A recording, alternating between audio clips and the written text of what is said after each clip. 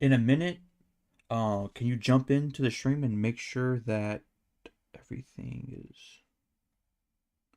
a-okay? Like, make sure you can hear the game audio. Should be able to hear crickets and stuff. And we'll start the recording now.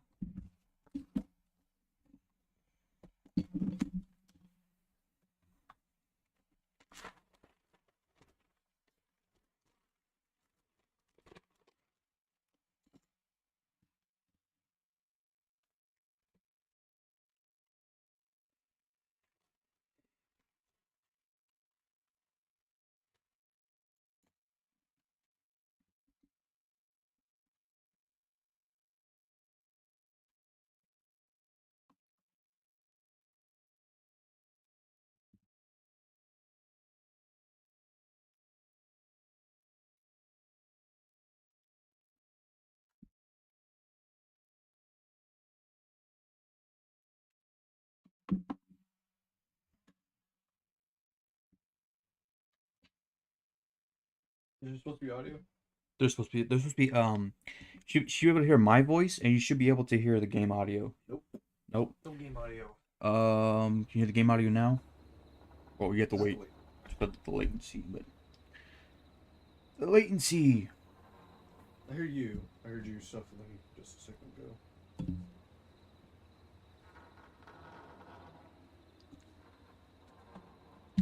Well, now you should be able to see me a little bit.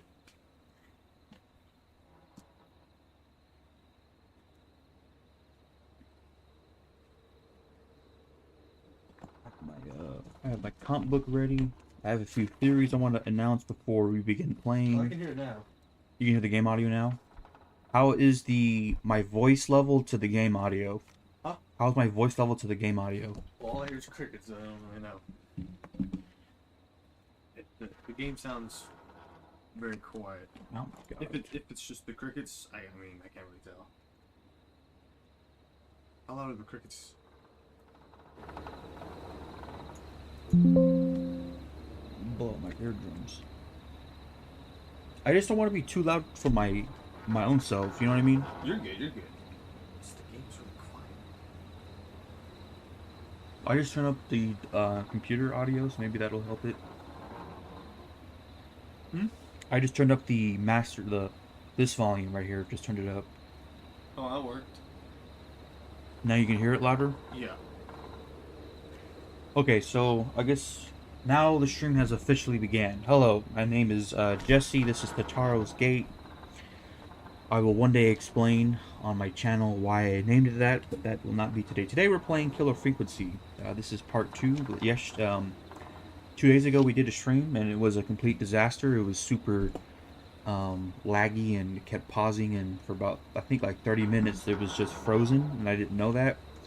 Today, well, the past 2 days I've been doing some research, and I've changed some settings in OBS, and I've hardlined my computer into the internet, and I've done some test streams, and I think it's a lot better. But I'm also going to record it. So I'm streaming it and I'm recording it, and just in case the stream messes up, I can still edit the recording, and um, you know, not all will be lost. But this is just for fun. I mean, I know probably no one's gonna watch the stream because last time I think it was only Nicholas. I'm playing this game for my brother back there. He's watching me. He's silently judging me. Now, if you're new to the stream, or if you're new to this game, so this is a game where you play as a talk show radio host in a very small town where there's only one 911 dispatcher, and there's a tragedy or an emergency, then they have to leave the town, right, for 4 hours, and you, the radio talk show host, have to be the 911 dispatcher. People will call you with their emergencies, and you have to save them. You have to give them advice, tell them how to, like, for instance, someone's, I need a hot wire car to get away from the serial killer. You got to open up your book or find a car manual and then teach them how to hotwire their car. Now, I saved most of everyone last time, but the reporter, whose name I forgot, fortunately, what's his name? Maurice. Maurice. Maurice is.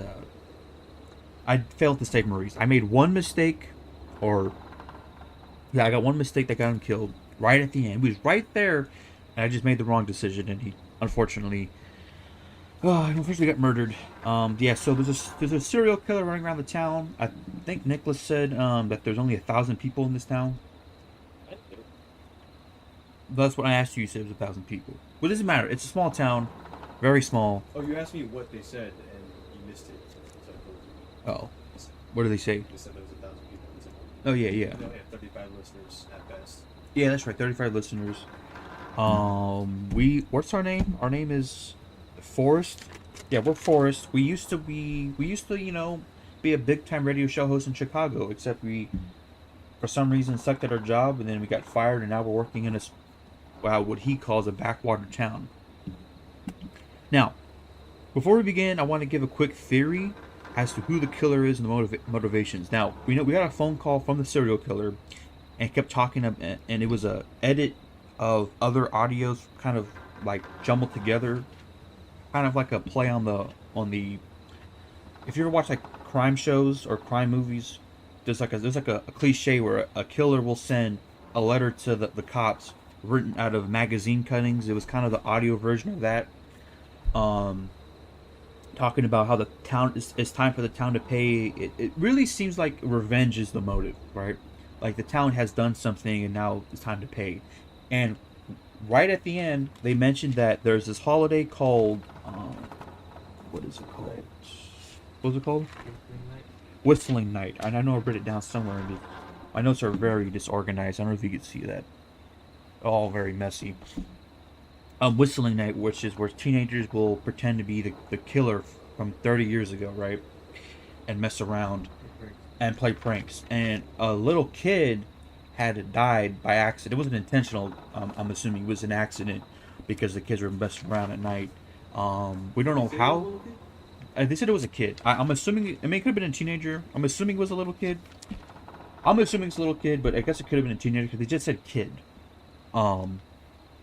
Now, my current theory is this: a family member of that victim of that accident wants revenge. So now they're like, okay, so you idiot kids or idiot town people like to play around, like mock this real serial killer from 30 years ago and be stupid and play pranks and it got someone killed. So now I'm gonna, as an ironic punishment, I'm gonna dress up as a serial killer and punish you. And so I have no evidence for this, but if my theory is correct, I would assume that there's some kind of connection between all the victims. Like somehow all these victims that the serial killer is targeting is somehow in a way responsible to the death of this kid. Now I might be wrong because this is still like, I think we're not even halfway through the game. Are we halfway through the game? You played 2 hours last time. Yeah, so you're kind of. Yeah, I'm like halfway through the game, so we don't have all the evidence because there's still Barbara who's kind of suspicious. And the mayor is super suspicious, but I believe he's a red herring. I think we're supposed to be suspicious of him. But I don't think he really is the killer. It would be an interesting twist of Mayor Linda Cartwright because it seems like she's kind of built up to be like like they keep saying that the guy Edward, no, not Edward, Teddy Gallows Jr., who is he's not the mayor, he's the mayoral candidate, right, who's running to become the mayor against the current mayor Linda Cartwright, and he's constantly trying to put Linda down, put himself up as a politician does, and he's using the serial killings or it's the serial killing attacks as a kind of like, look, the town is in danger, we need a strong hand, you should vote for me. Well, if I was in charge, this would never happen, right? It would be an interesting twist if Linda Cartwright was somehow responsible for killings, but I don't think they'll go for that. I think my strongest theory is revenge for the kid's death, and somehow all the victims are connected. I just don't know how. And Barbara seems suspicious because we don't know a lot about her, and every time she's brought up, it just seems like there's an air of mystery around her, But the only reason why I'm like not 100% sure it's Barbara is because she was planning to go on a date with someone named Brad, I think this night, so it wouldn't make any sense if she's the killer, she's planning all these killings, why would she plan a date with someone? But that date didn't go through because she threw they're supposed to go to date in the trash, but she threw the map for the maze in the trash. Sorry, they're supposed to go to a date in the maze, and she had a map of the maze, but she threw it away, which leads me to believe that last minute cancel and she was kind of upset and threw it away. Um, but yep. Now the another suspect is Edward Marshall Mooney, who was, I believe, was the original serial killer from 30 years ago. Now his body was never recovered because I think he jumped into a river, or the cops pinned him into like some kind of cliff and he jumped off into a river, something like that. And the reporter, who we did not save, was very confident and said, "I know for a fact he's dead. I know it's a cliche that if someone jumps off a cliff or jumps into a river, they're never ever really dead. They always come back, right?" But I don't believe the killer is the same killer from 30 years ago. I think Edward Marshall Mooney is probably dead. I think that's another misdirect. We're supposed to think it's a like, I think it's too, it seems too obvious. I don't think it's that simple. But I might be wrong. Maybe it's a supernatural killer, like in the movie Halloween. This I really like the game, actually. I didn't think I would, because I have a pet peeve of video games where they just keep talking, and they never shut up, which is why I rarely play. I don't really play a lot of AAA games because of that. But I think the voice acting is actually done pretty well. It has the nice blend of, like, it's serious when it needs to be, but it's also cheesy, so you can have fun with it. And it has this kind of 80s aesthetic, which, yes, the 80s aesthetic has been done to death, but I think it works here. I think it's cool, and it gives me a lot of Scooby-Doo vibes, and it gives me a lot of a little bit of the new Halloween trilogy, kind of, which I think, yeah, I like the first two films of that new trilogy. I didn't like the third one. All right, anyways, I've been talking for about 10 minutes. So how about we just save some people? Oh, and the last thing we left off with is the teenagers. They're in the murder house. The prank, reverse prank. Now the serial killer is really there, and now we have to save them. So we have to go downstairs to find the intern's information, or journal or something about the kids, to kind of figure out who should do what to save them all. And as always, I have my notebook to write down information, because I don't like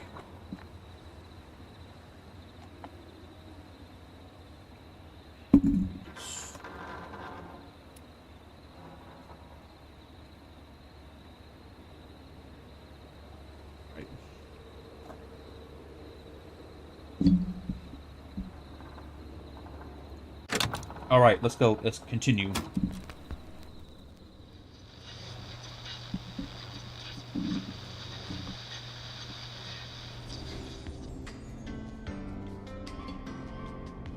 Peggy said her desk is downstairs. All right, Nick, I just want to check the audio's good, right? The game audio? Give me a minute.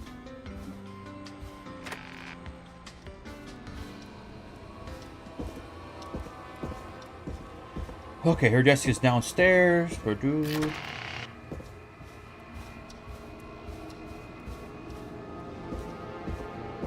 It's kind of creepy, you know. Every time I go downstairs, I'm expecting someone to be right there in the window.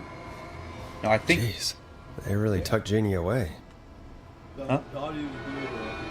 What's the problem? Okay. All right, audio's good. That's good. And oh, I guess I should. Hold on. Forgot about the just in case someone appears in the stream.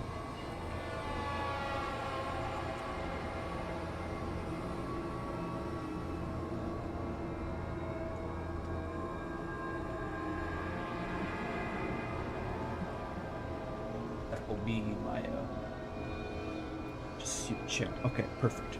All right, now we're back in it. Okay, what's this? Alone. Huh. Weird. Murder movies? Okay. Act Street Final Decapitation. Okay, she's a big fan of horror. They said that she was pretty intelligent. She did not go with her friends to... She did not go with her friends to the party. Good job on the job. She's an intern. Good luck. I'm so proud of you. Love, lots of love, mom. Make lots of friends and work hard. What does that say? What's this in the desk? Oh, I can't see. For, from, something, call this number. Okay, what's this? X3, X. Already going to Ginny's desk, and now she's another suspect because she's intelligent. She's a teenager, so maybe she has a connection to the victim. She's a big fan of horror movies. This is a kind of a creepy thing, right?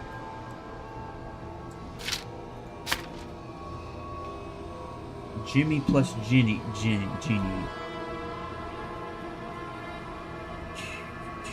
Awesome tattoo idea. Maybe not. Maybe she's just like a Friendship just a quiz. heavy metal. Oh, This might shit. work. Oh, the hell was that sound?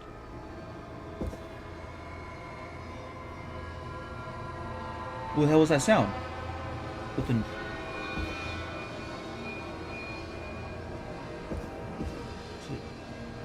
Anyways. Most likely to peak Mount Everest. Most likely to win the award for worst poker face. Alright. Most likely to end up in prison. Most likely to escape prison. Okay. Most likely to become an Olympic athlete. Okay. Athlete.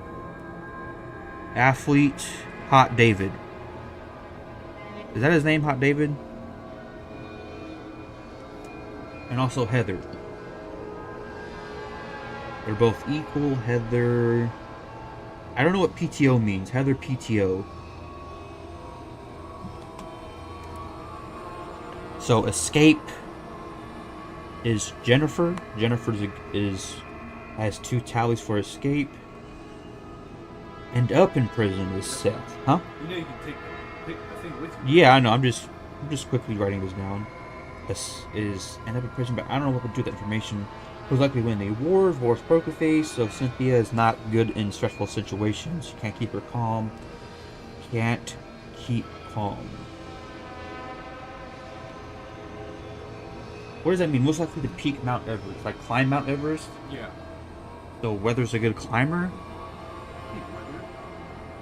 Or Heather. I don't know why. I thought that was a W. Heather. I don't know what that means, but let's see what we can do with the information. Oh, you're right. Oh my God, there's more. Most likely to pass their driving test without any errors. Okay, Jimmy's a good driver. Jimmy, oh, that's right. Jimmy died. Okay. Most likely to win an Oscar. So good acting skills is Lisa and Tammy. Most likely to beat everyone at go-karting. Scott too. Okay, so Scott's also a good driver. Scott is a good driver. Not a great driver, but a good driver. Good driver. Most likely to trip while running in a horror movie. Jimmy is dead. Heather, Scott, and Seth. So maybe not Heather for athlete. Heather's got 1 tally for... Okay, so I'm going to circle Hot David because it says Heather will trip. Or maybe will trip. Most likely to end up in a car crash. Scott. Okay, well...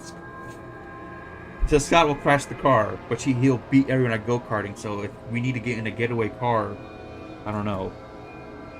Oh. I'm a little confused. Let's go back to the office.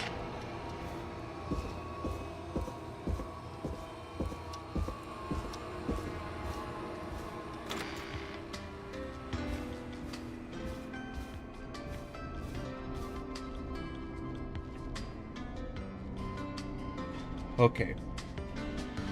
Oh God. Okay. Let's pause you and let's do this. I don't. Hey, you find anything that'll help us out? Yes. Yeah, I found a friendship quiz with all these kids on it. If you think that'll help, then good enough. Carrie's on line 1. Whenever you're ready. I hope this is in time because I need time to think about this. But let's see. This is Forrest Nash, back again with an unlucky caller on this unlucky night. Carrie, are you there? Yes, we've got a plan, but we can't agree on who should do what. You want me to be the tiebreaker? Exactly. I'm ready. We got the What's information. The first step? Okay, first things first, we'll need a spotter. Someone who can keep an eye on the killer. We'll need someone on the roof. It's gonna be a hard climb. Okay, perfect. We're deciding between Heather, Kyle, and Hot David. So, okay, good. It's not time. Okay, so this is perfect. Climb on the roof. We know from the note that the person who's probably the best climber is going to be Heather. So, Heather it is. Heather's got this. Yes, Heather, he picked you. Now please, stop talking about all your cheerleading trophies. Part 2. The Whistling Man padlocked the gate back to the road. Before we drive out of here, we need someone to pick the lock. Seth, Jennifer, and Scott all want to do it. So, Seth, Jennifer, and Scott, let me look at the note. Most likely to escape prison is Jennifer. Now, I'm hoping that means she can pick a lock. So, Jennifer, you will pick the lock. Jennifer. Jesus, Jennifer, you carry a bump key? Why didn't you say so earlier? That's a good choice. Anyway, Very good, Jennifer. that brings us to part 3. Getting the van keys. I'll volunteer for this. I don't know Jimmy as well as you guys, so it'll probably be easier that way. Then is part 4. Okay.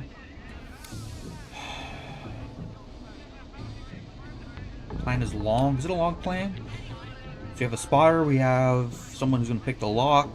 We have someone's going to get the keys out of the van. I think the plan is pretty good. I mean, maybe the plan is too long. I don't know. I wouldn't know how to speed that up. So let's just say the plan is long. Let's see what happens. Well, this is a long plan. How much more is there?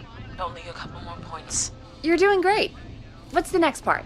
Part 4. We need someone to lead the Whistling Man away. We need a fast runner.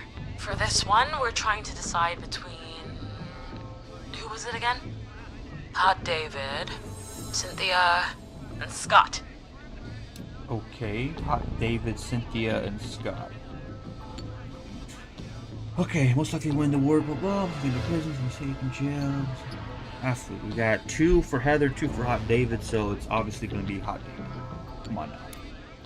Hot David. Yeah, you spend a lot of time running shirtless. Okay. You got this, I Hot think David. I'm making the right decision so Sweet. far. Okay, let's recap. We get the eyes on the roof. Yep. A runner distracts the killer while we grab the van keys and pick the lock on the gate. Now the tricky part. The getaway. Ooh, what's the plan there? Well, we can't all outrun the Whistling Man. But he thinks we're just a bunch of stupid teens. So, let's use that against him. Part 5. We trick the killer into a trap. Someone can pretend to be injured. Who would make the most believable bait? Who you Perfect. got? We got Lisa, Tammy, and Cynthia. Lisa or Tammy? Let me think about this. What's Tammy good at? Tammy's most likely good at go-karting. Car crash.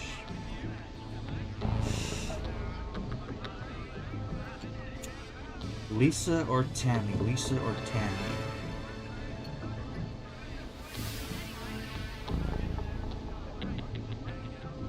Is Lisa good at anything else? Because Tammy's is decent at go-karting, but also has 1 strike for end up in a car crash. Hot David. Hot David has 1 or no. Oh, okay, perfect. Most likely to win the award for the worst poker face. So why is he an Oscar? Worst poker face? So probably Lisa, because Lisa has 2, and I don't see her on the worst poker face. So Lisa. Lisa. Glad I checked both You're right, sides. Lisa. Having to smile at rude customers is perfect practice. That should take care of the killer. And then it's time to get out of here. Finally, part 6. Who the hell's gonna We need drive? someone who can drive us through the woods and back to Gallows Creek alive. This is gonna be tricky. Who's our getaway driver? Should it be... Who have we got? Chad? Scott? Cynthia? Whatever. Forrest, you know what to do. Okay, Scott, Cynthia, Chad. Now, let's go back to the back. Let's check the front first, make sure anything. Climb, worst poker face, end up in prison, escape prison, become a athlete. Okay, that's nothing to do with driving. Now, there's 2 for driving, which is go-karting and most likely end up in a car crash. So, Scott has 2 strikes, so maybe not him. Cynthia has 1 strike, so maybe. Chad is not on there, but Chad does have 1 tally mark for most likely to beat everyone at go-karting. So, he's a decent driver, and he's not going to end up in a crash, so Chad it is. So, click E, click Chad. Chad. Oh, perfect.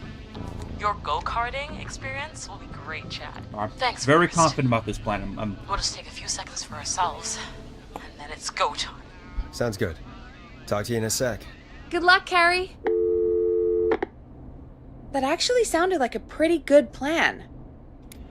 I hope so. I hope you're right. Yeah, let's hope. And throw it away. Actually, maybe I still need it. They're not saved yet. Hold on, let me pick it up. That was a mistake. Okay, got it back. Play music?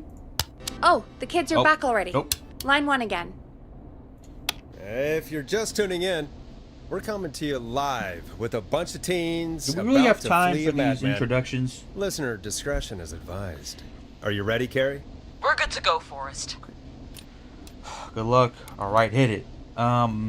Yes. Alrighty then. Hit it. You got this. Here we go, everyone. Spotter, to the roof. Go, Heather. She's off and away. All right, Renner. Get ready. Perfect. Wait for the spotter's signal. Spotter says go.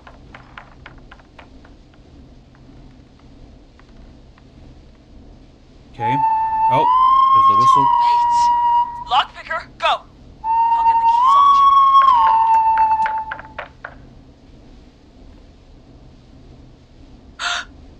Oh, Jimmy. Oh, his face is... The keys. Carrie, you need to get the van keys. His face is lying next to him, Forrest. He got cut. Oh, God. Focus. You need to focus. Focus. Breathe. Right. Right. The van keys. Kind of messed up. Got him. It's... Jennifer got the gate unlocked. Good. And Hot David should be back any second. Perfect. It's working. I can't believe it's actually working. You're doing great. Focus. You got this. We got this. Next step, trap the killer. Okay. All right. Wait. Okay. Get into position. Everybody else, hide.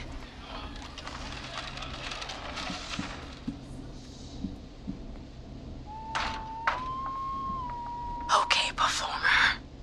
Now, act like your life depends on it. Oh.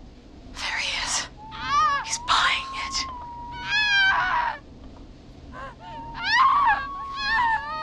Now! Push the bookshelf over!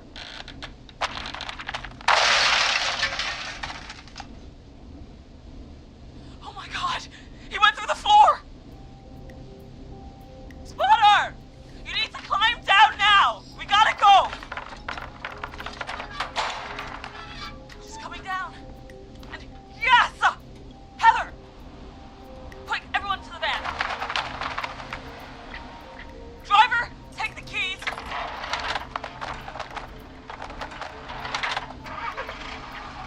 Okay. The damn gate swung shut. Oh.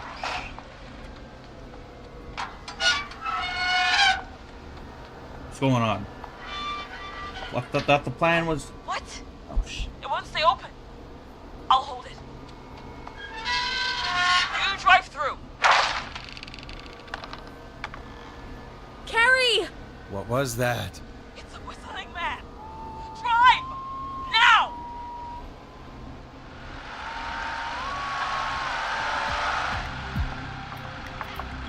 So they're just leaving Carrie behind?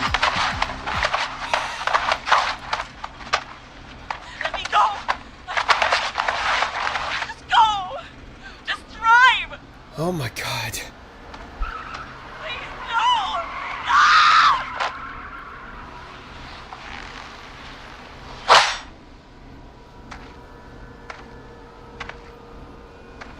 Carrie? What the...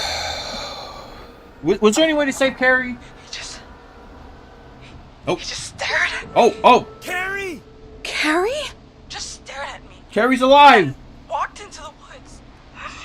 I don't understand. Okay, that's big. That's big, though. Killer... God, you're okay.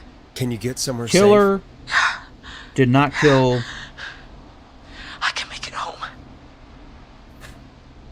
Thank you both for helping. If you hadn't, It was your plan, Carrie, and it was a great plan.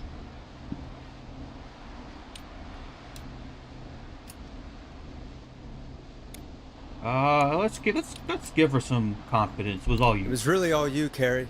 Still, I need to get home. Breathe, Carrie. You're okay now. Okay, I'll call you when this I'm is a big somewhere safe. revelation. Talk to you then. I think my theory about the killer's motivations is actually correct. Folks, And here's why. One, That was a lot. they let Carrie live, Our and two, thoughts go out to Jimmy's when they parents. killed Jimmy, This they cut off his awful face. time. So they For were any kids really listening pissed off in, at Jimmy. And what does Jimmy please like to stay do? inside He likes to play, and stay to be the safe. killer on And Whistling parents, Night. Hug your So kids I think that's extra tight I think that's tonight. big evidence that Here's my a theory song is probably for the correct. girl walking home in the dark. Oh, what are we? We're on. I don't know. Let's do the flow. Let's do the flow. Oh. Oh, no, we already have the flow. Let's do Late Night Lurkers. Why can't I pick a record? Oh, because I'm holding Come this. on, Forrest. Put some music on already. There we are. Wait, didn't you already play this one? Whatever. It's a new day. Okay. All the teams survived except Jimmy, unfortunately. Hey, we had a call come in.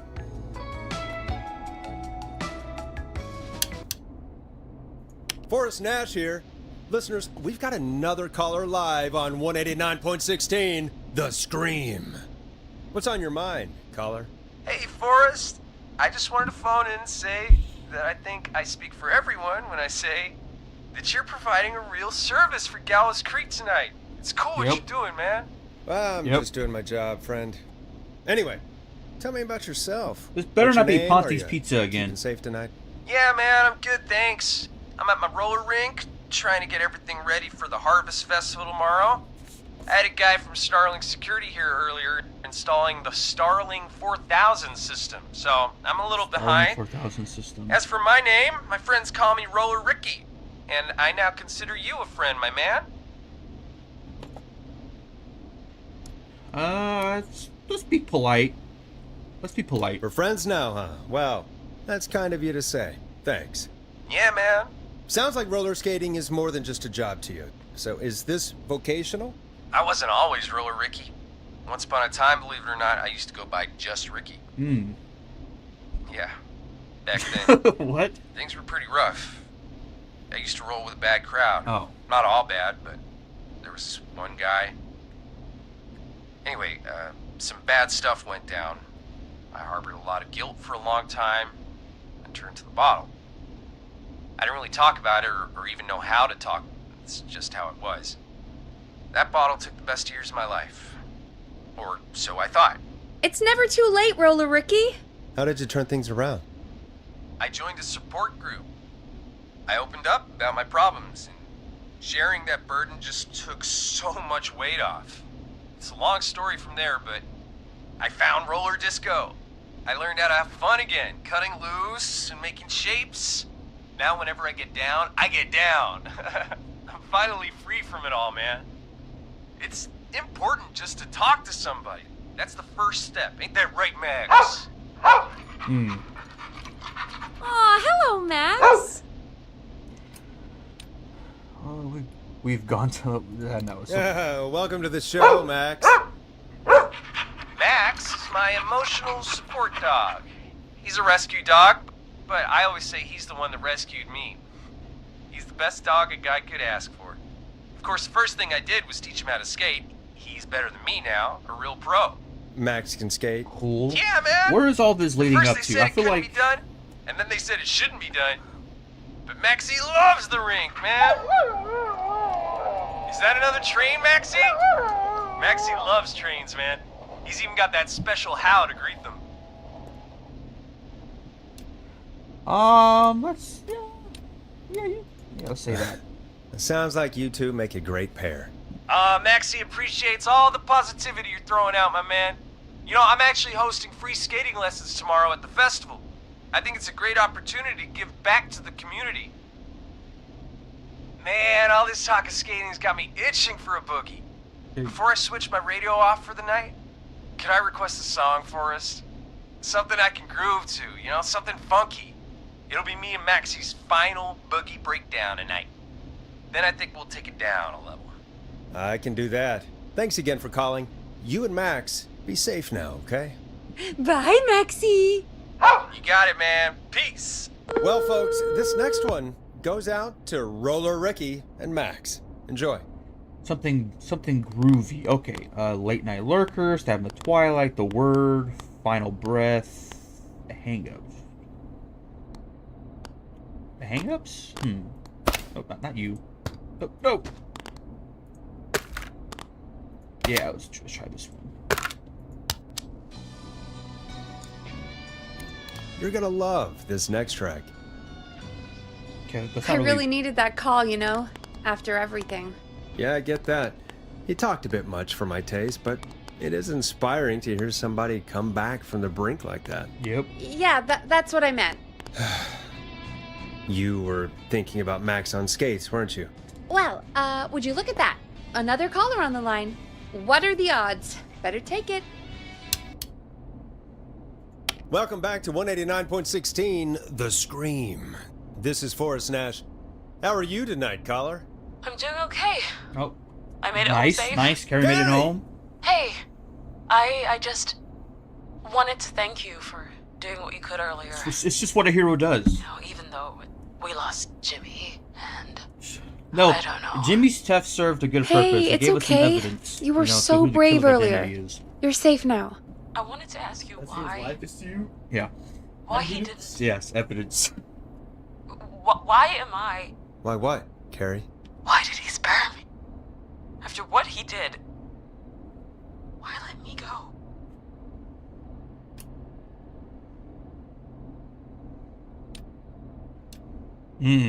Yep. He wanted the pranksters. Maybe he only wanted to hurt the pranksters. Maybe. Did he just think everyone was making fun of him? Did he always hate these hazing rituals? I mean, if he did, why wait all these years to... Why do this now? These 'Cause it's not stupid the hazing original nights killer. have to stop. Carrie, you did so well tonight. Stay safe and rest. Help is coming to Gallows Creek. We just need to hold on. Thanks, Peggy. Hey, Forrest? Could I request a song? Of course, Carrie. What song? Any song by Blast Processor. Blast processor. Thank you. This next one goes out to Carrie. Blast processor. Right there. Perfect.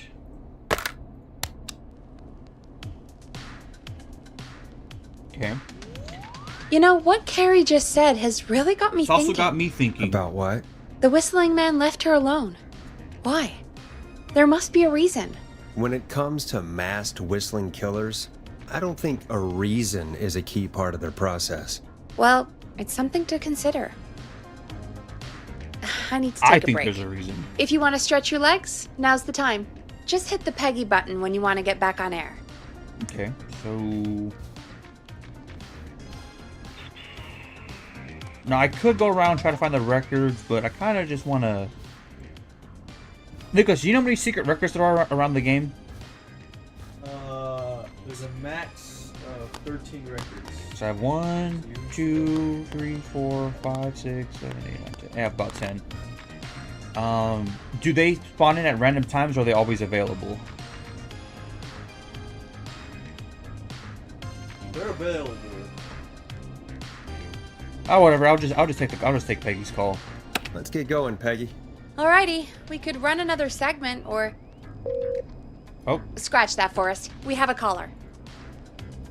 okay. Who's this? Okay, Forrest, shut the Oh. music off. I keep forgetting what. You're through to 189.16, The Scream. What's your emergency? Hello again, Forrest. Oh, that call with the teens was awful. Those poor kids. Still, I'm glad the girl didn't get hurt. Thanks for your concern. Are you in trouble? Suspicious. What's on your mind? I wanted to ask you again to play my song. Oh, Forrest. this is You the... said you were gonna play it, but you didn't. Your name was Dawn, right? What, Peggy? Yes. Oh, well remembered. My name is Dawn, and I wanted to ask you again to play my tune, Forrest. Long Ride Home? You know, the one that Peggy said she threw outside the window? Maybe...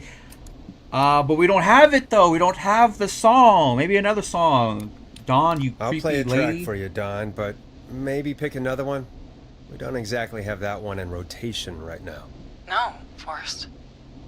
You do have it. It's just outside the window. There's a serial killer on the loose. I can't just go outside hunting for a record. I'm really sorry, Dawn, but we just can't get it right now. But wasn't the Whistling Man just at the old murder house? That's miles from the station. It won't take you a second to grab it. Where was he? Where are we? We're right there. K-Fam. Old murder house. Old murder house.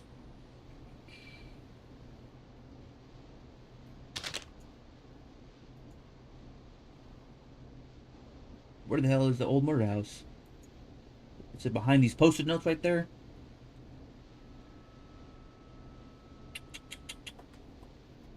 It doesn't matter where it is. No. I'm not gonna go outside in the middle of the night while there's a serial killer running loose around the town.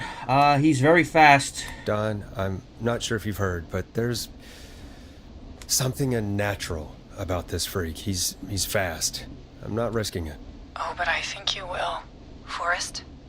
Peggy, I'm calling with more than a request. I know something. What do you know? I think I know who's gonna be next. What? Are you serious? Play my song, Forrest, and you'll find out. What the hell kind of cryptid nonsense is this? Well, folks, here's some music for you while I think things over. Okay, Dawn is obviously a code name. Suspicious. Kind of creepy. Keep requesting songs. Wants us to go outside. And she's like, I don't know who's the next victim. Maybe because she's the killer. I don't know. What song should I play? Are we supposed to go outside to go find this record? Oh. Oh, I thought... I guess Storm Riders? I keep... Hey, play something. I keep getting requests, and then the caller... Then I've changed the songs 3 times in the past like 2 minutes. Yeah, why not? Here comes one of my favorites. Is she serious, Peggy? She's serious about hearing that song, that's for sure. I can throw Peggy, these? I mean, is she serious about... I don't know, And they're Forrest, just but infinite? we don't really have a choice, do we? If she's telling the truth... Oh, I gotta have another thing left. Oh, no. Because if she's the killer, right, then this could be a way for her to kind of reveal herself. I'm gonna take the risk. All right, I'll do it. You're a good man, Forrest. I'll slide you the key to the fire door. Wait. Our fire door has to be unlocked? Yeah, it... You know, I never thought about it. Isn't but that like illegal? yeah. We should talk to Reggie Isn't that about illegal? that later. Anyway, A fire door I'll that hold has the to be fort locked down while can be you're out. Unlocked? Maybe I'll even get a caller. That could be exciting. 189.16, The Scream. With me, Peggy.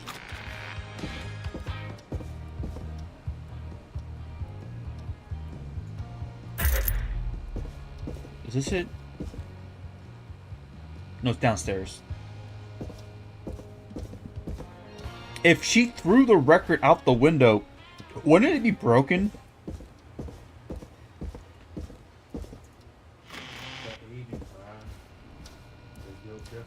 Records are pretty fragile. Okay, that's the front door. That's the intern's little desks.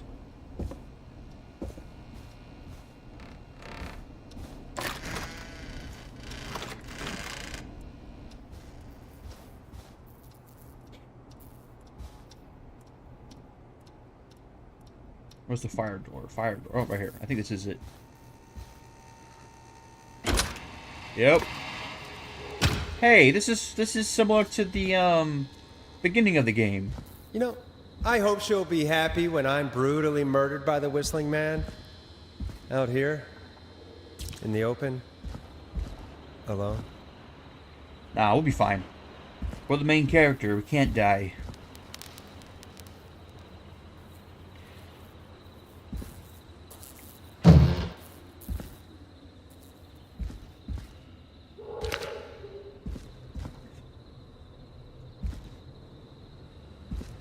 Where's she, did she say she threw it in a dumpster? I forget. She threw it out the window. She threw it out the window. Well, there's a window. Can't go over here. Oh God. Oh no, we're outside.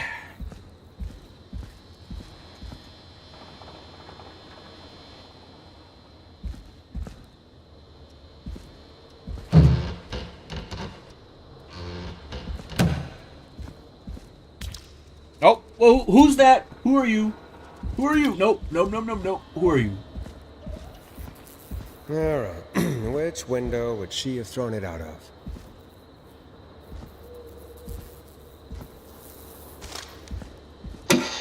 Oh God. Oh God.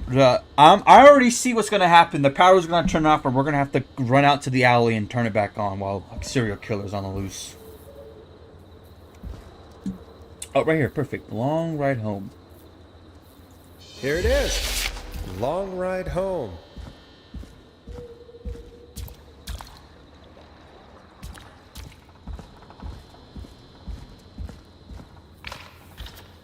After all this, I better be nominated Town Hero. It locks behind me. And of course the key doesn't work on this side. Fantastic. It's Maybe there's another honorary way town back mayor. into the basement. A door, elevator, or something. Freight elevator only. I have this right here. Freight elevator. And that's broken too. Only the best for K-Fam. See if I can fix this. Looks like a power issue. Oh, is it that I should switch? check the fuse box. Okay. Killer was there. I feel like a jump scare's about to happen, and I don't like it. Looks like I'm gonna have to hunt around for some new fuses. Are you kidding me? Oh my God. Okay, fuse. Where would fuses be?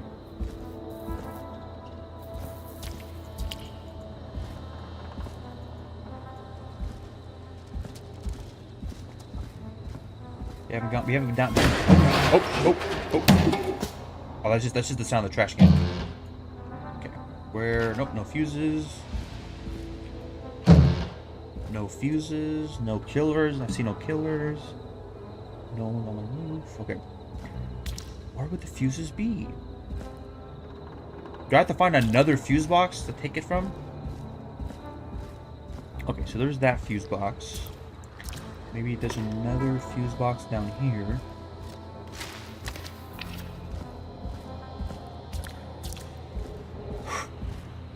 Yeah, I've already checked those, pretty sure, yeah.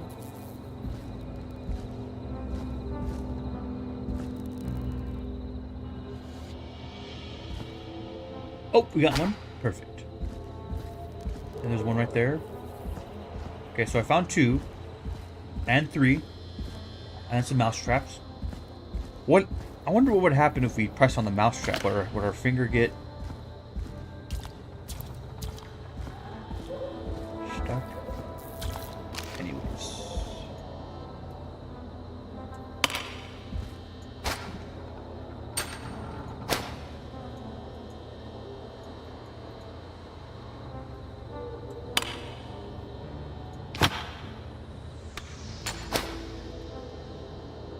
Okay, so I gotta press that like that. Okay, good. I hope I don't have to put these in some kind of order. What does 70 mean? A15, A5. So we found 2 more. I just have a feeling that there's going to be a jump scare. We're going to get jump scared by the killer.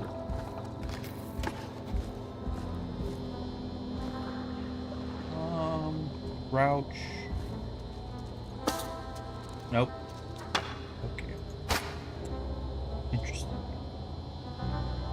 It's interesting that there's a mousetrap right there. Maybe we have to use that mousetrap for something else later.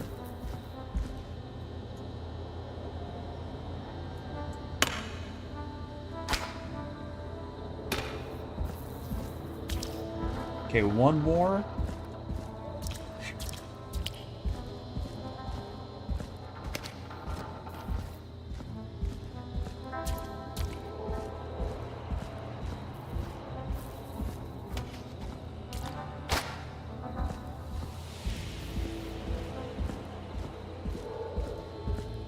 What does this say?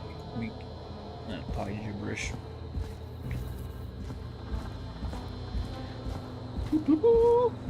Alright, we've got our last fuse box, and then we can go inside and be safe again.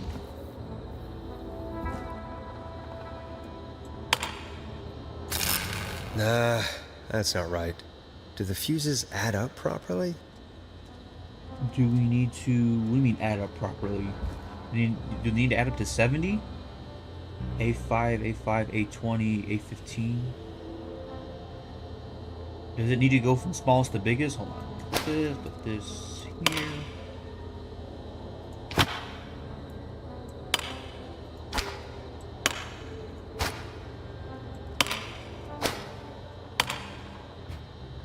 Looks like I'm gonna have to hunt around for some new fuses. Is that not right? Hold on. What do you mean add up properly? Is there a piece of paper? 70... 70. What does 70 mean? Is it saying that we need to find the fuses with the high... Is there more fuses to find? Oh, there is. Oh, I see. So we need big numbers. So we need it to add up to 70. So let me take you out, put you over here, put this here. Okay, so we got 20 and 30, that's 50. 65, right? And that's 70. Okay, perfect. Bingo! Oh! The hell's that noise?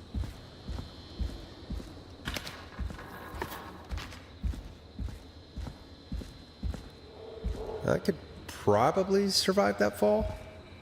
Yeah, we can survive this fall. Perfect. Alright, we're back in. Looks like the janitor's closet. What did Peggy say his name was? Clive? Okay. Okay, Clive? What the...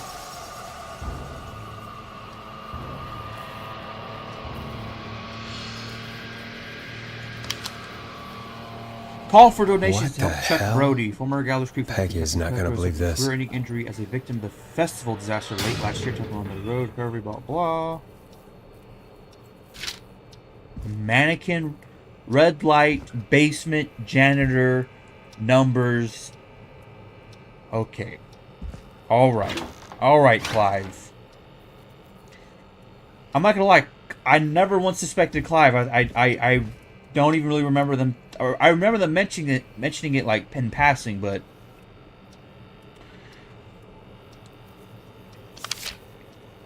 okay, Clive, victim of the past festival disaster. Big Will breaks free, 15 injured. Who is to blame?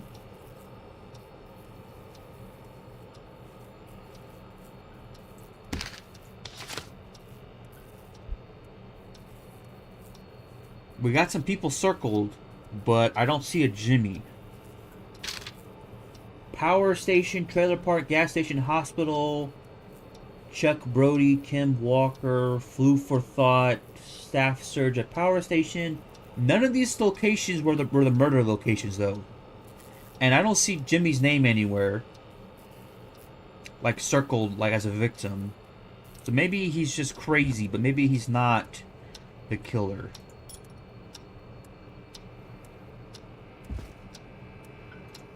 Can we click play on this?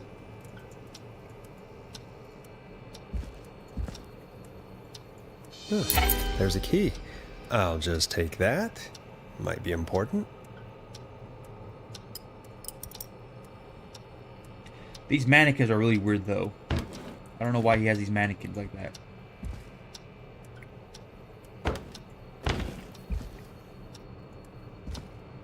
Hmm.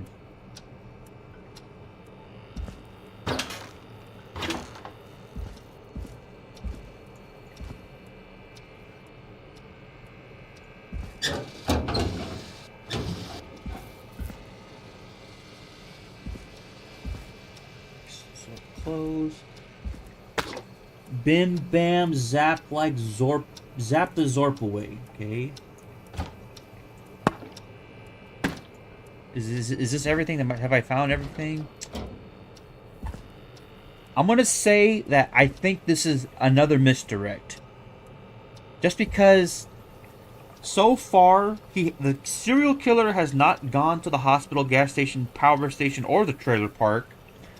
So it's kind of weird why are those locations marked? Unless maybe he will go there later in the night. Yes, there's a victim here named Chad, but he was a victim on the festival, not the whistling night.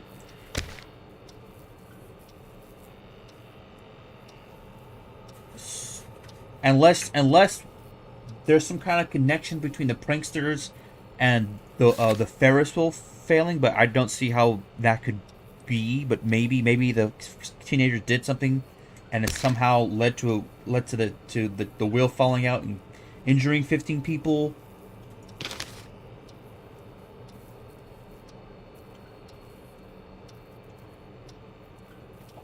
Interesting.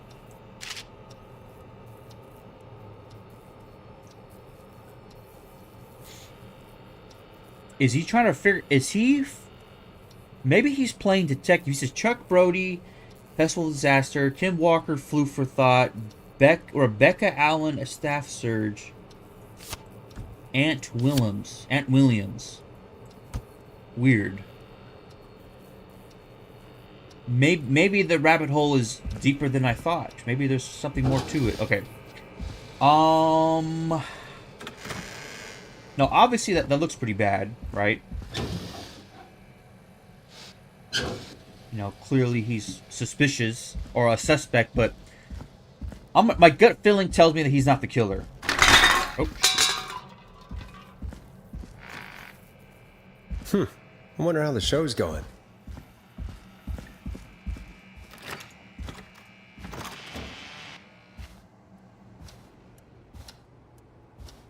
Locked. For now. Yep, for now. Hey, where's the... Not disturb. Hold on. Oh, right here. Receptionist.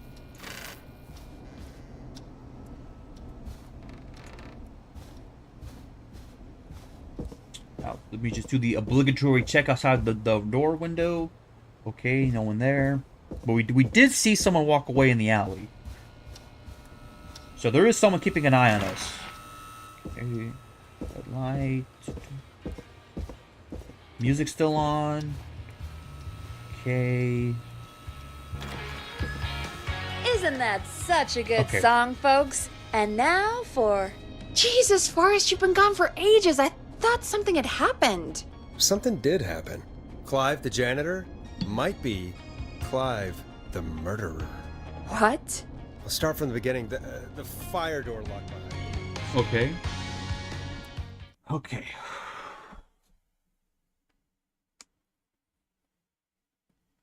Why did you heave that thing all the way up here? Because the basement's creepy as hell, I have a theory and I don't for like who died standing in that around alley down by there. Dusty Dwarf. Fair. All right, let's run through this again. We have Is a it creepy the board is it the we janitor? found in a Is it creepy the basement janitor?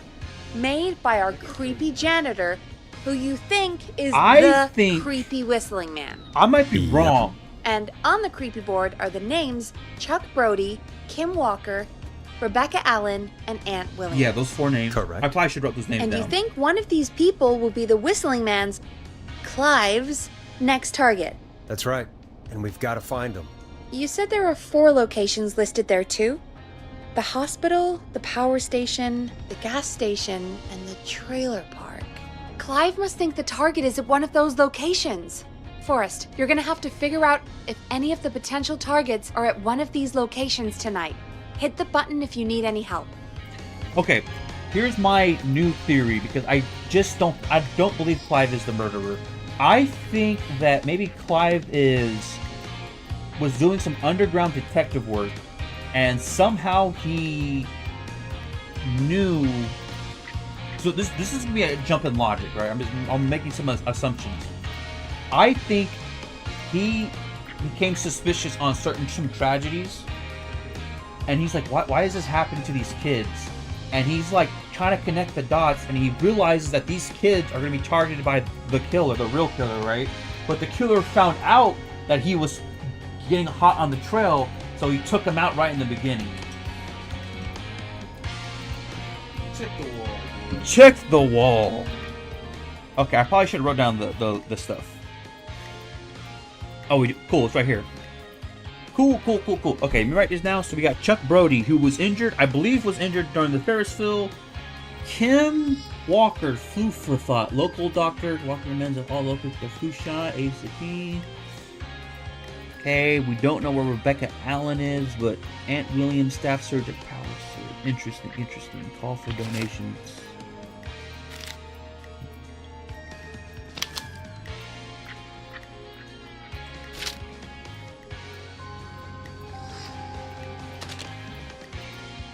Yeah, I have a hard time believing he's really the killer. Like, I don't think they would reveal the killer so soon. I just think... Do you know what your goal is? Yeah, oh, sorry. My goal is to figure out... who's at what location. Like, are they at the location right now? We have to call them, like, hey, get out! Okay, so we have power station...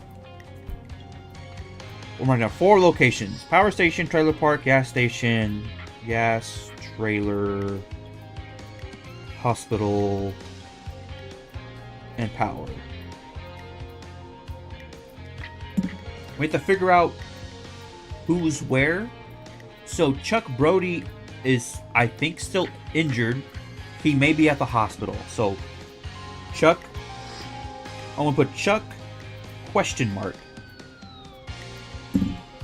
next to hospital. Now, Kim Walker, flu for thought.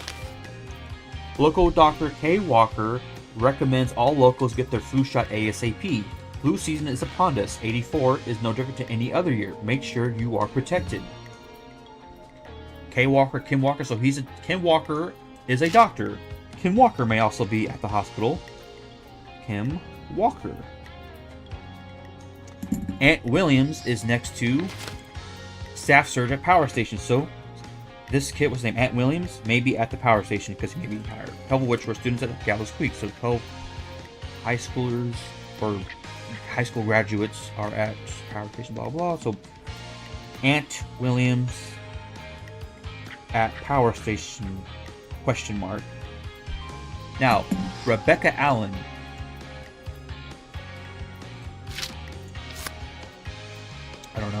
I don't know where she's at. There's nothing next to her. Let's go through them, I guess. Marriage announcement. We would like to celebrate the marriage of Kim Walker and Peter Stein on May 30th, blah, blah, blah. Best wishes to the happy couple. Congratulations. Okay, game day. Oh, so these people are adults now, right? So would Chad be injured? I don't think Chad's at the, or Chuck. His name's Chuck or Chad. But this guy right here. The one who was injured. Call for donation to help Chuck Brody. Yeah, Chuck. Chuck, not Chad. Yeah, Chuck. So he was injured. He was injured when he saw the captain, and this seems like it happened a long time ago. What year is it? Is there a year on this? Class of '69.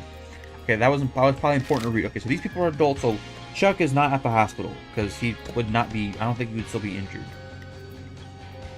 So where is Chuck? Justice for festival victims this year. This blah blah is included. They blamed 2 engineers that were contracted in from the local power station. Interesting. Ant Williams and junior engineer Sean Everett were distracted talking about horror movies while assembling the big wheel, which led to various construction mistakes. They have been ordered for community service. Okay, so Ant Williams is probably not working at the power station anymore. He's probably fired. So, fired from power station. Okay.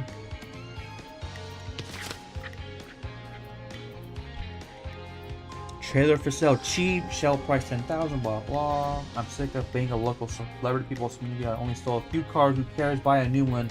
I'm selling my trailer and leaving town ASAP. I just want to get out of here. Please buy it. So someone who doesn't have a job would probably live there. So maybe Ant Williams, since he got fired from his, maybe he's living there. Ant Williams next to trailer, question mark. Crime syndicate. Crime syndicate impounded. Criminal operation shut down, 24 arrests inciting from blah blah. Plus long-running car thieving crime syndicate. Arrest made after a member could give information. Blah blah. Asked to remain anonymous. The informant asked to remain anonymous and will hereafter be referred to as R.A., who has walked free with no charges.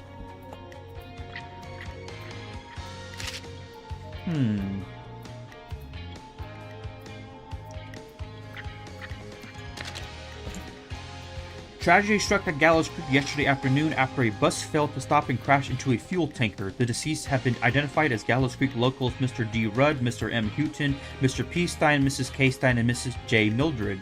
Police have asked for privacy for the families of the victims. The incident is not being treated as suspicious.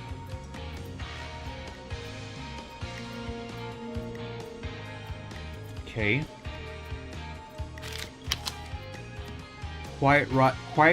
Quiet Ridge Health and Safety Convention, Tuesday 1st, Sunday 6th September.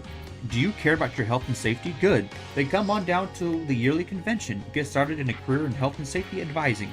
Learn about health and safety in the workplace. Featuring special mystery guests, the lead engineer responsible for the Gallows Creek Harvest Festival is out in 1972.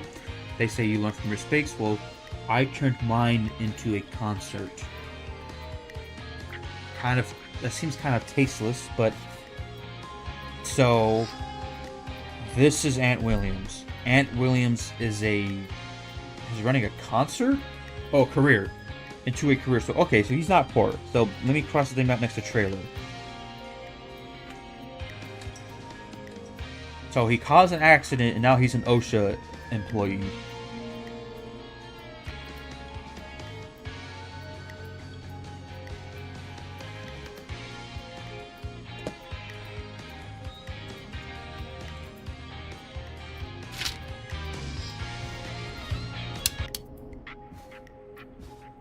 I thought I was hearing something. Okay.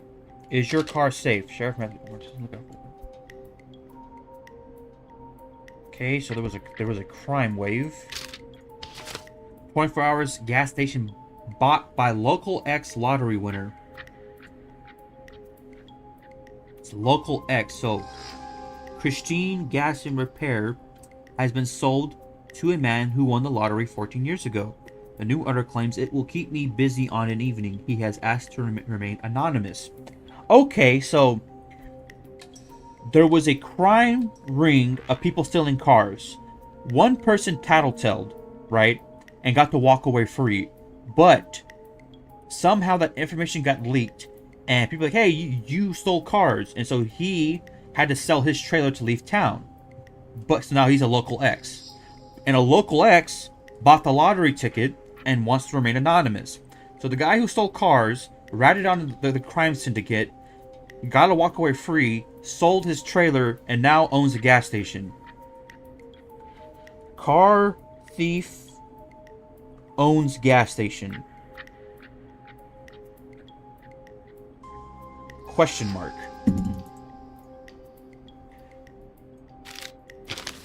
Local legend takes to Manhattan. Infamous author of tell-all book Diary of a Car Thief moves out of Gallows Creek for a new life in the big city. She stole our cars and then she stole our time and money, said our reviewer Jim Brandy last year. More on page 15. Okay, I take it back. So the car thief is now living in New York. So the car thief is not the owner of the gas station. Car thief in New York. Car thief is a a girl. Female. So, we know that Kim Walker, who I believe is a girl, is a doctor and is married to this guy, Peter Stein. So, she's not the car thief, but Rebecca Allen, who's right here, has nothing right here, is the car thief. Probably ratted on the car thief, sold her trailer park, wrote a book, and now is living in New York. So an local ex, someone who used to be here but now is an local ex. Or is the lottery just called X lottery? Is it X lottery, or is it saying that the local is like no longer a local? No, it's the local lottery called X lottery. Okay, X lottery. Okay, that's why I'm confused. I thought it was saying that the person was no longer a local. Or X stands for lottery, I think. I don't know. Okay, X lottery. Okay, so it's the local, anonymous. Okay, probably not the doctor. So we know one thing. What's her name? Kim Walker. Kim at hospital because she's a doctor, right? Oh, I think it's trying to. When it says X lottery, I think it means like a previous lottery winner. Oh, okay. X lottery winner. Okay. 1970. Peter Stein.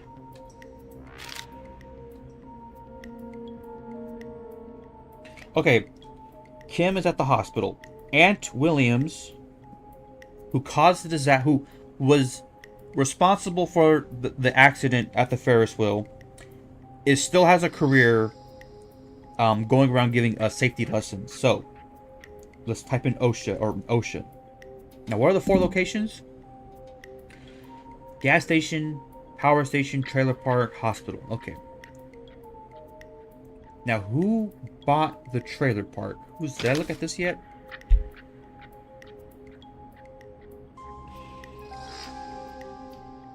Do we know what year it is right now? Check the calendar. Right. Okay. What year is it? It's year 1987. So, 1987, Tuesday 1st to Sunday 6th, and I believe it's Sunday the 2nd? The 3rd. So, Mr. Aunt Williams is not in town right now because he is at Quiet Ridge Health and Safety, right? Quiet Ridge, which is not Gallows Creek, so he's not in town. So, Aunt not in town. Now we can cross him out, and Rebecca is in New York, not in town. Perfect. So we got 2 people off. Aunt and Rebecca not in town. Now there's 2 people left. Chuck Brody and Kim Walker, who's a doctor, and I believe is still working for Gallows Creek game day. Gallows Creek High versus Quiet Ridge, Saturday 8th. Wait, is Quiet Ridge a high school in Gallows Creek? No, Quiet Ridge is no thing. Okay. You never go out to other schools to play games? Yeah, but you can have more than one school in a town. It's a town of 1,000 people. Yeah. Okay, so he's maybe living in the trailer park because he was a football like superstar, right? Seemingly, but then he got injured, and that injury most likely ended his football career. Yeah, right there, career-ending injury as a victim of Oh, I didn't read this part. We're buying him some lottery tickets. Hopefully he gets lucky and get him back on his feet. Pun not intended. Oh, okay. So I probably should have read that last part. I kind of skimmed that over. So Chuck owns gas station. Chuck owns gas station. Now, Kim.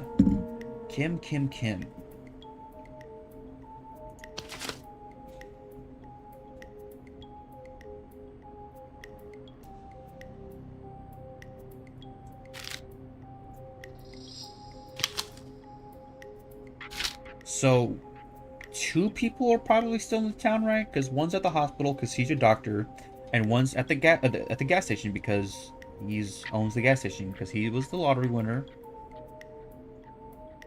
and the lottery winner bought the gas station. Look out. Tragedy. Tragedy struck Gallows Creek yesterday afternoon after a bus failed to stop and crashed into a fuel tanker. The deceased... Hold on, let me try going to the light. The deceased have been identified as Gallows Creek locals Mr. D. Rudd, Mr. M. Houghton, Mr. P. Stein, Mrs. K. Stein, and Mrs. J. Mildred. Please... Okay, so... Mrs. K. Stein is Kim. Kim died in a... Oh, that sucks. Well, okay, so there's only one left then. There is just Chuck. Chuck is still in town at the gas station. Okay, I'm ready. How's it going? I'm ready. I'm ready, Peggy. Are you sure? We've only got one shot Yes, at this. Chuck is at the gas station because Kim is dead, Aunt is at Quiet Ridge, and Rebecca is in Manhattan, being rich, probably. Let's do this. I'm sure. Let's do this. Okay, name first. Who do you think the target is? Chuck. Chuck Brody. And where will I find them? The gas station, because they own the gas station. The gas station. Okay, I'm dialing. One moment. Okay, that was tough. That was pretty complicated actually. But we managed to pull through. Hello? Chuck Brody! Listen, I know this sounds crazy, but we have reason to believe the Whistling Man is coming for you. You need to get yourself and everyone else out right now. The Whistling Man? Who the hell are you? Who is this? This is Forrest Nash. Listen, the Whistling Man's pack. We found a list with your name on it, and Oh God. It's today. The year I finally let myself Hey. forget. Today. Forget what? forget what? Forget. No, man. I gotta get out of here.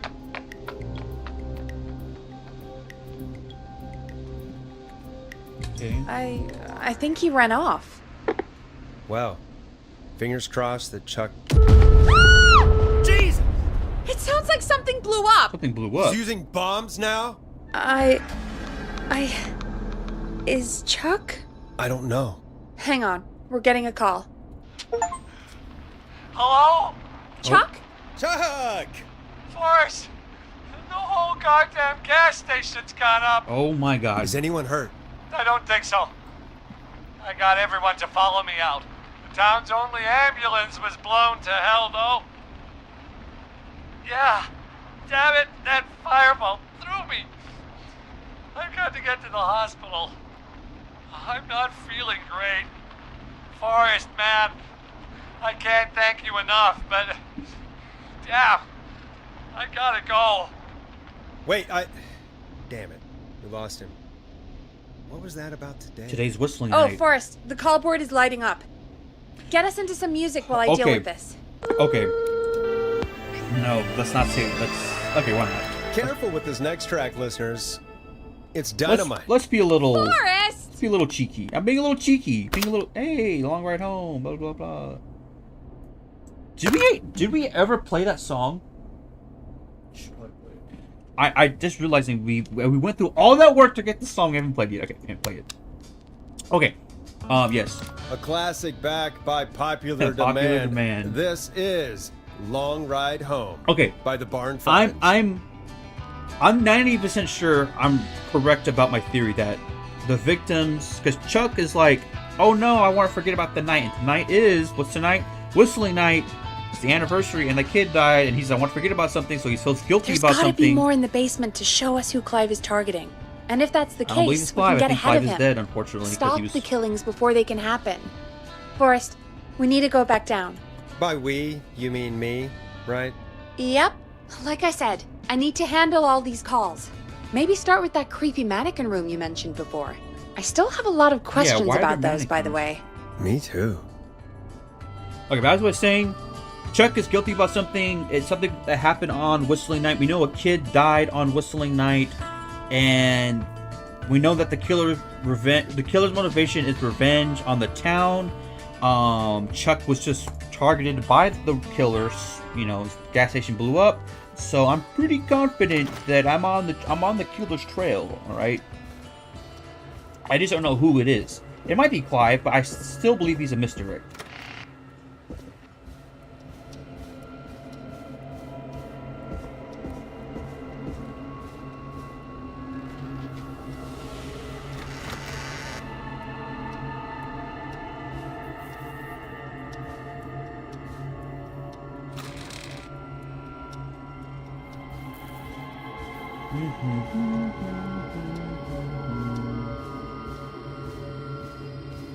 Going down to the basement. Not getting in there tonight.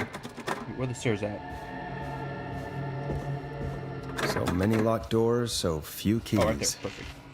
Going down to the basement. Check out a crazy janitor's closet. Right. We checking here already? Okay, this is the janitor stuff. That's locked.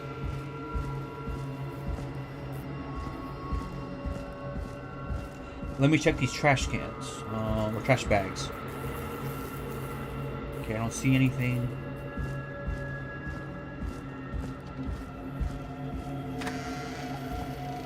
Let me check. Oh, this is his place. Okay, this is the mannequin room. Why are these mannequins here? So we have more photos of more people, right? These mannequins are pointing at somewhere. They're pointing here. This one's pointing to this. The key? Was this all? Oh yeah, we got the key. We got the key. I must have missed it when I brought everything upstairs. No, we got it. Didn't we get it? Didn't I pick up a key before? Yeah. Okay. Now, where does the key go to? That's the upstairs key. Oh, You already opened it. I did. Yeah, it was the key to get to the basement. Oh, because it was saying like, oh no, this key. That key, I didn't even see that key. Oh my God, he's still here, or the killer. Okay, maybe I'm wrong about Clive being dead because it seems like Clive is still very much alive because he just put a key there. Ow. Huh? What do you mean how? It was just behind the board. What? You took the board off. Oh, I see. Suspicious. Okay.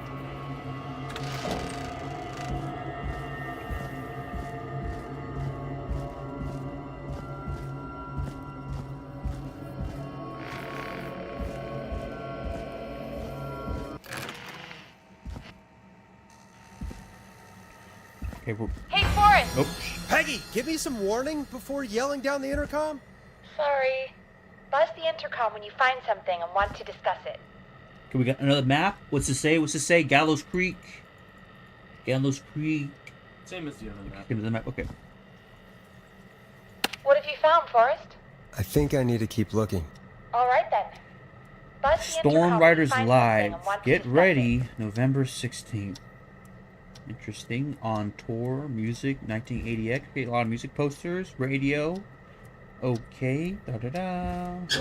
Oh. Nothing in here. Nothing in here. Oh, oh. Oh, yeah, nothing in there.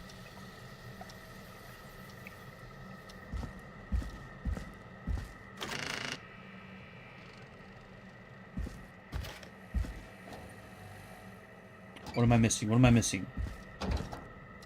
This box. I see radio stuff. I see wires. I see posters of music. I see trash bags. I see mechanical, like, tools and stuff. Like wrench boxes. I see a box of circuit boards and wires. I see... What's this? Ooh! What's this? I think that's a picture... I think that's a drawing of a cassette player, and it's on a shelf. Why would that be there? Okay. And, more interestingly, a cassette. Peggy, I've found a tape and a map down here. A map of what? Looks like it might be to somewhere in this storage area. Map? Weird. Well, maybe the tape will give us more information. Give it a play. Play on what? This? Is this a tape player? Yep.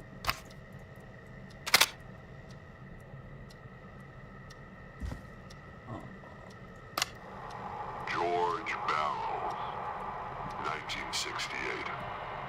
That's when this all began. time for me. Follow the maps. Find the tapes. I'll be waiting. Wait, George Barrow? We all heard that he drowned after a night out drinking. Was it actually Clive? Has Clive really been the whistling man for that long? He says I need to follow the maps and find the tapes. I guess that's what this map is about. I think we need to see what else is hidden down here. Be careful, Forrest. Keep looking. Buzz the intercom when you found something. George Barrow. Also, what map are they talking about? I didn't see a map. And is this the map they're talking about? Just the picture? That's the map. Oh, but it's just a picture of a... It's a treasure hunt, bro. Oh my god. Okay. Oh my god. Okay. Nothing on here. Okay, George Barrow. Okay. I'm getting kind of confused now because maybe I was super confident about this revenge theory, but George Barrow died after drinking. That doesn't sound like a kid, and he was not a victim of Whistling Night because was that before the killings?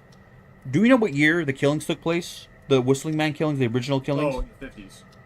In the 50s. Yeah, we know. But he said, for me, it began in, I think he said 1969, George Barrow. 68.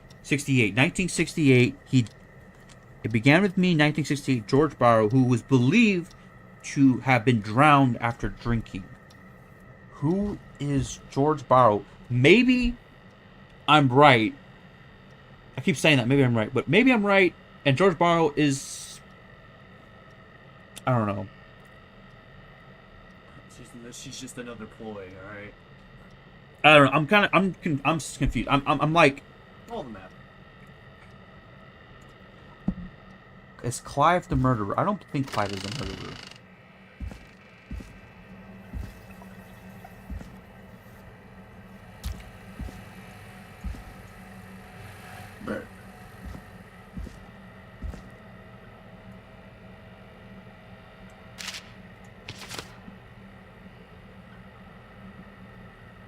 Okay, Clive Atkins.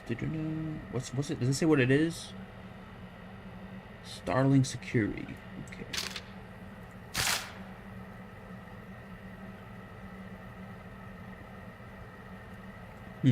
Some kind of security system. Oh.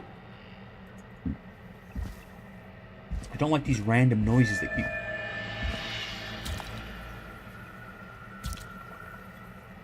What's going on, Clive? That's the wrong tape. I know it's a map, but They're in chronological order, so I don't want you picking one and getting confused.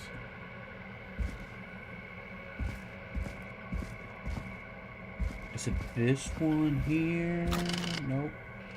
Is it this here? It doesn't look like this.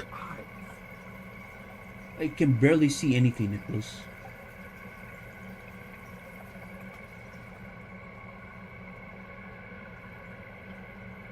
I think it's this one. I think it's this one. Time of autopsy is 7 a.m. Cause of death is asphyxiation from drowning. The degree of rigor mortis indicates that the subject has been deceased for 5 hours. That puts the time of death... So is there's another picture?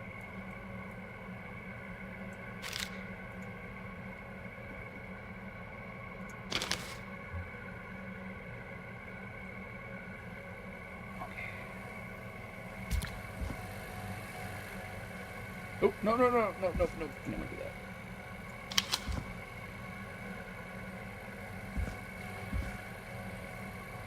Okay, metal thing. Okay, let's try to find the metal thing. Not here.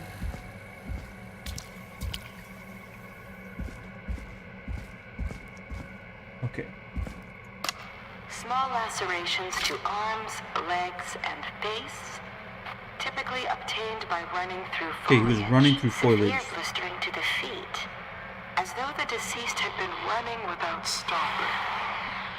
Running without stopping. So he was drowned, but he was being chased. Okay. So maybe this serial killer, who we know he wants revenge on the town because he stated that. He said like, "Oh, it's time for the town to pay for something." He's a copycat killer who's putting on the mask of the killer from the 50s, and his first victim was in 1968. But no one knew about it because they just thought he just drowned. But so there were. Okay, interesting. The plot thickens. Where's the next photograph?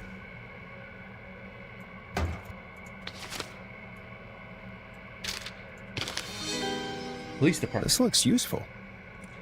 At 4 a.m., he died at 7 a.m., a call was received from a jogger, a Miss Sandra Sharp, reporting that a body had been found washed up in the reservoir. I had drove out to investigate and was able to identify the body at the scene as that of George Barrow. I contacted the coroner's office and then the boy's parents. They informed me that they had not seen him since 7 p.m. on the 2nd. So, okay. Sheriff J. Matthews, who died. Sheriff J. Matthews died. Miss Sandra Sharp.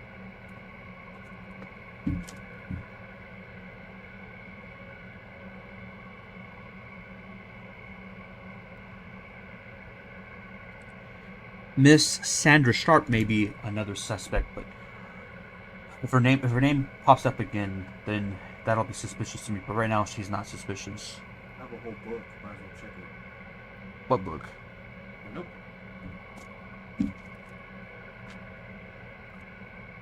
Barbara was the receptionist. Jeannie was the intern. Clive is the janitor. Headline: Carrie, Jimmy, Virginia, Clive. Dawn is the creepy caller. Gallows Creek, Sheriff Andrews, Deputy Martinez. Leslie is the 911 dispatcher. Teddy Gallows Jr. is the candidate for mayor. Brian Ponte owns the pizza place. Mayor Linda Conwright is the current mayor. Murphy is the crazy guy with the karate tapes. Edward Marshall Mooney is believed to be the first killer, who believed to have jumped into the river in the 50s. The reporter who died, I forgot his name. He said, "I know for a fact that he's dead." Barbara, I already mentioned her. Time to pay the price, revenge, motivation.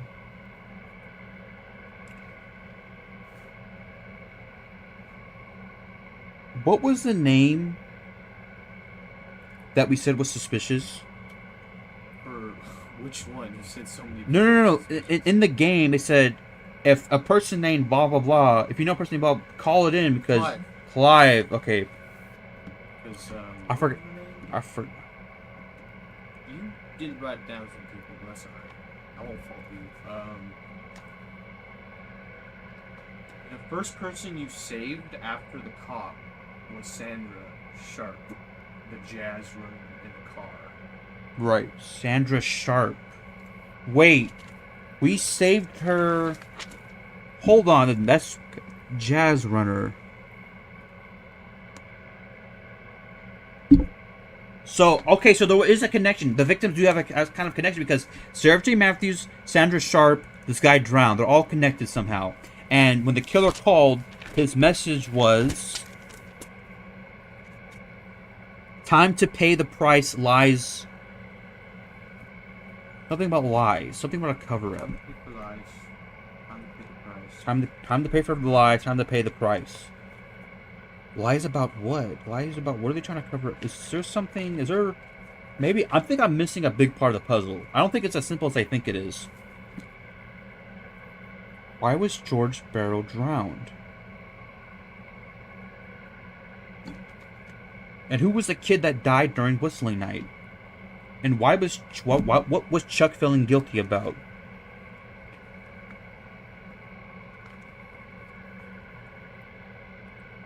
Who is Gina Franklin? Jeannie Franklin? Oh, is it Jeannie? I wrote down Gina. The intern? No, that's Jeannie. Or is her last name Franklin? think so. Okay, I wrote I don't remember a Gina Franklin. Genie. It must be Genie. I must have miswrote the name. Who's Mr. Snatcher?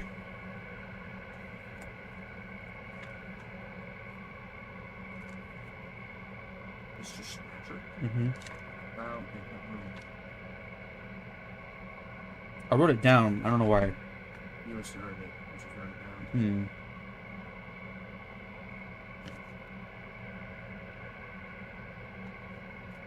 So I still don't think that Clive is the murderer. I think that he is. Maybe he is the murderer because he's the only one who's like trying to uncover all this. Why is he so? Okay, maybe Clive is the murderer, right? Because he's trying to like why he knows something. He's been trying to uncover some truth that he knows about, right? There's something weird happened. Something that's maybe connected to Whistling Night, maybe connected to the original serial killer. Something to do with George Barrow. Said it all began with me. I don't know. I don't know if he means that he killed George, but like his first kill was George Barrow. Like it all began with George Barrow, or is he saying that his suspicions began with George Barrow? He said when he died, that's when my suspicions began. It's perfect. They made it purposely vague because he didn't say my suspicions began with George Barrow. He didn't say my first victim was George Barrow. He said it all began with George Barrow. So the game is specifically trying to be vague to confuse me. So maybe Clive is not the killer, but he knows. But he does know the truth. So something big here. I mean, is he not the one leading you on this treasure hunt? Well, yeah, but he just could be a weirdo. Okay.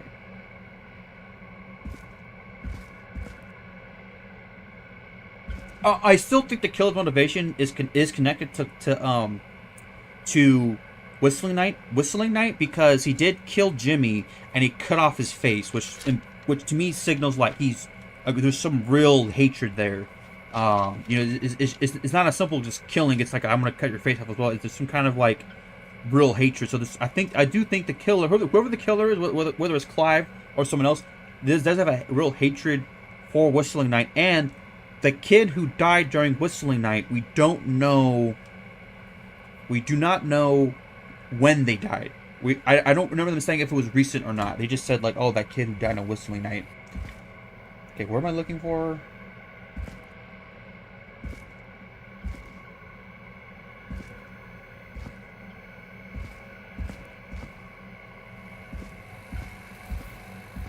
Oh god. Oh god! We're in the thick of it now, boys.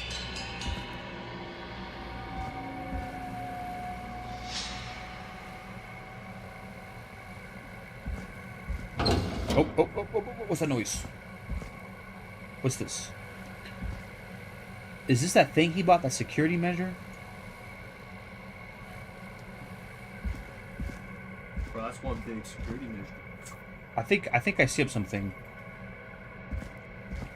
I think I skipped a tape by accident. Okay.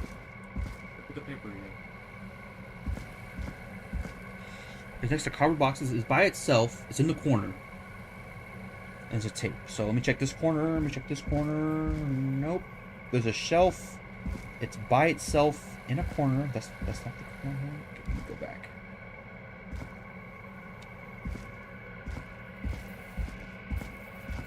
This is kind of in a corner. Is it in here? Oh. This is in a corner. This is in a corner. Nope, but it's not by itself though. So it's in a corner and it's by itself. It's singular. This is in a corner by itself. Oh. Preliminary toxicology results shows no signs of inebriation. However, a high amount of cortisol was found, indicating elevated levels of stress in the immediate moments before death. Okay, another reason why I don't think Clive is the killer is because if he's the killer, why does he have recordings of the autopsy? If he killed him, he would already know all of this. He has the recordings of the autopsy because he wants to know the truth. Like, he's trying to figure out the truth, right? So why would he... Unless he's killing... unless the killings are because of this. I don't know. I don't know. Where's the next photo? Right there.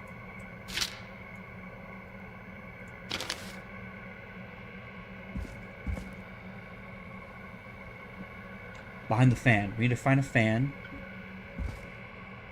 Okay, but if people believe that he was drowned and drunk, then they lied because she just said he was not drunk. So someone lied, and people just believed that as the truth. Why? Okay, but why? Who is George Barrow, and why are they lying about his death? Just playing the game. Oh, You're thinking too hard. okay, the fan.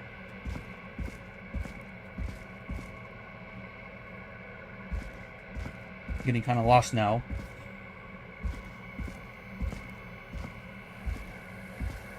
Okay.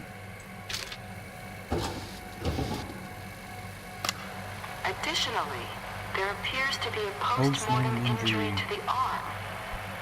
It looks like it was trapped in a car door.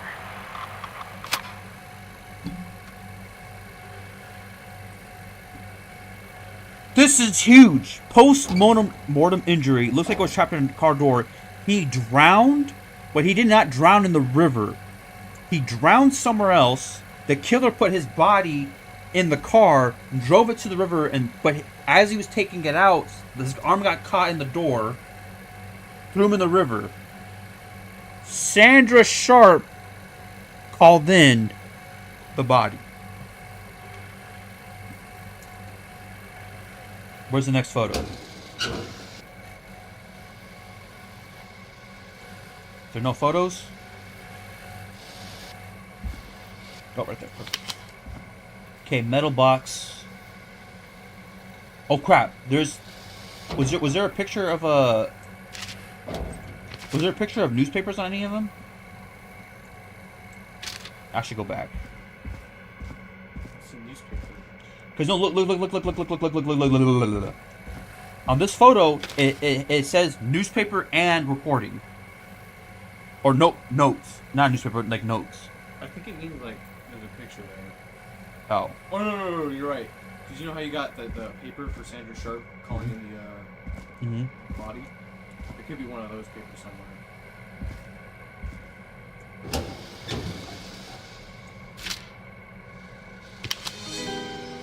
I'm sorry I made you do this, Virginia. We wrote down Virginia. I wrote down the name Virginia a while ago. Virginia connection to Clive, right? I said, I forgot. I should have wrote down why. I wrote down Virginia connection to Clive. Who's Virginia? She's the one you saved with the frat party.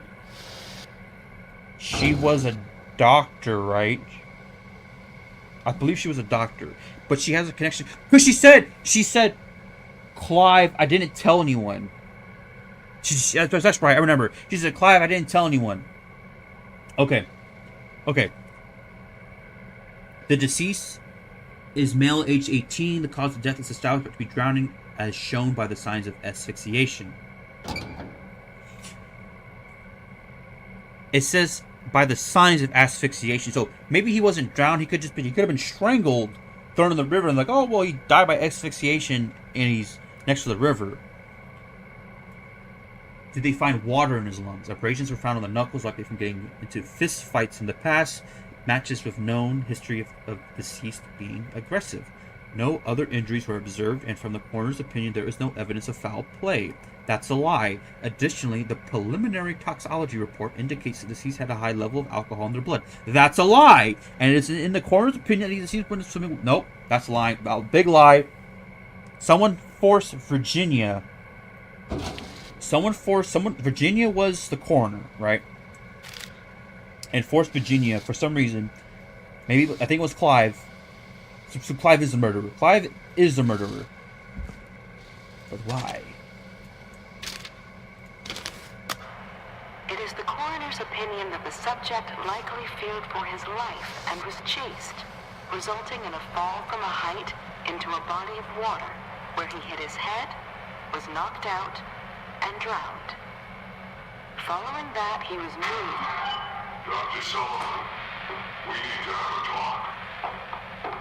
Is that recording? Shut it off.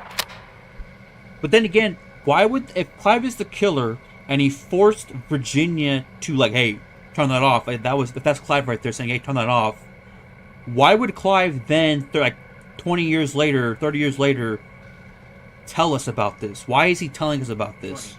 20. Huh? 20 years later. 68. But see, the only thing that makes me think that Clive is super suspicious, and he probably is the killer, but the only thing that makes me think not is, like, why is he hunting down these tapes? You know what I mean? Like if Clive is the killer, he would just, and he wanted us to know, he would just record himself saying, hey, I killed this person. Why is Clive... I don't think he is the killer.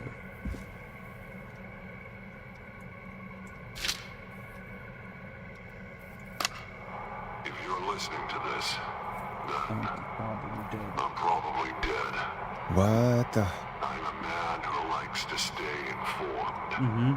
I've got subscriptions to newspapers all over the country. A few weeks ago, I noticed headlines cropping up in those papers, one after the other.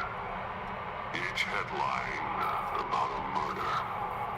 Each murder, the death of someone I knew almost 20 years ago. And each one drawing closer to Gallows Creek. Drawing closer to the anniversary. None of us are innocent, but I don't think we deserve killing. All I hope now is that I can save some folk from the worst, and I can, I don't know, do something to make up for what I did back then, I guess. I didn't kill anyone, mind you, but that's past mattering. Now, there's more I could say, that I should say, but my employer made it clear that my family would pay a high price if I ever spoke out. So, hopefully I've said enough for you, listener, whoever the hell you are, to start putting the truth together.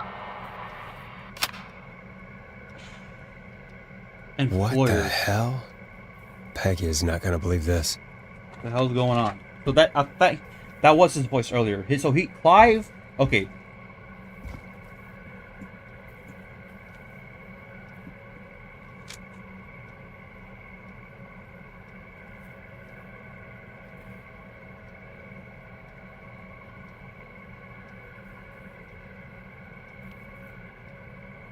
Okay. George Barrow died in 1968. His body was brought to the coroner's office, right? The coroner found that he died, but there was what? Go back to the intercom.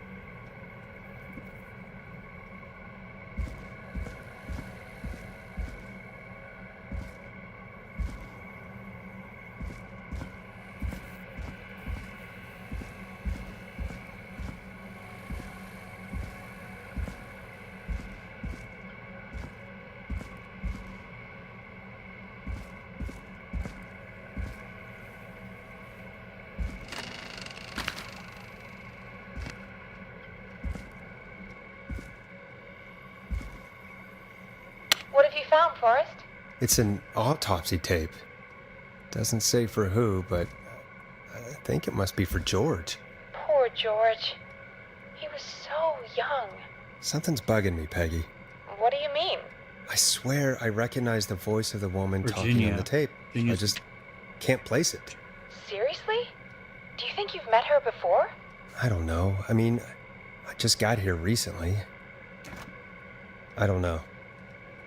Found another tape. It talks more about how George died. What did it say? It sounds like he was running for his life. Oh, Sprinting were we through supposed to go trees and back bushes, to the getting intercom every cut up time? all over. How would drive that's someone to fine. do that? It's not I'm not too, sure yet. Weird. There's also a tape about a toxicology report. There were no signs of drinking or that he was on anything. What? But everyone said he went went swimming drunk and drowned. It's a lie. It was in the newspaper and everything. Why did they cover I up his found a death, written though? autopsy report. What does it say? According to that, it's just like you said at the start. George drowned after getting drunk. Said he liked to fight, too. But that contradicts the tape. I know. And I think I know why. There's a note with the report that says, "I'm sorry I made you do this, Virginia." If it was on the autopsy report, then Virginia must be our coroner. Wait, the caller from earlier, when we had to call the takeout restaurants, wasn't her name Virginia? We need to call her back once we finish down here. It looks like she might know something about what's going on. I found a tape that introduces a new detail to the story. Post-mortem injury. Apparently, his arm got caught in a car door. A car door? Yeah, after he died. How do you suppose they can tell? How can they tell? I'm a radio producer, There's ways not a of telling. coroner. I've seen The written report I criminal found minds, doesn't alright? mention it at all. How did his arm get trapped in a car door after he died? Unless he got it when the police collected his body, I guess someone else must have moved him after he was dead to where he was eventually found. But the report, what is going on here? I found a police report. Mentions a friend from earlier, Sandra Sharp. Sandra. The jazz runner? That's right. She found George's body washed up at the reservoir. The reservoir? Yeah? What's strange about that? George got cuts from running through foliage, right? But there's no forest around there. Also, how did it wash up at the reservoir? What do you mean? Reservoirs don't have tides. But that's what the police report said. It's not possible, though. I did a school project on reservoirs and got an A. But, yeah, not important right now. No, that is The important. important thing is that it doesn't make sense. What are you suggesting then? That the body was originally found somewhere other than what the report suggests? That the sheriff tried to cover it up, but accidentally let something slip? Something like that. I think. Well, Sheriff Matthews wrote the report. If he hadn't been eviscerated, we could have asked him. True. But Sandra is still alive? Once we're done down here, we should give her a call. In another tape, the coroner comes to the same conclusion as I did. George was running from something. Maybe an animal? Maybe, but then there's this next bit, where the coroner thinks he was moved post-death. So she agrees with us. At the end of the tape, someone burst in and demanded Virginia stop recording. I think it was Clive. This is starting to make sense now. This is a conspiracy to cover up what happened to George. Well, who the hell is George? And who is Clive working for? I think I found Clive's last recording. I think Clive might be gone. Gone? I found a confession. Not for any killings, but for playing a part in covering up George's death. He left this behind in case he died. He hoped someone would find it. Do you think the Whistling Man already got him?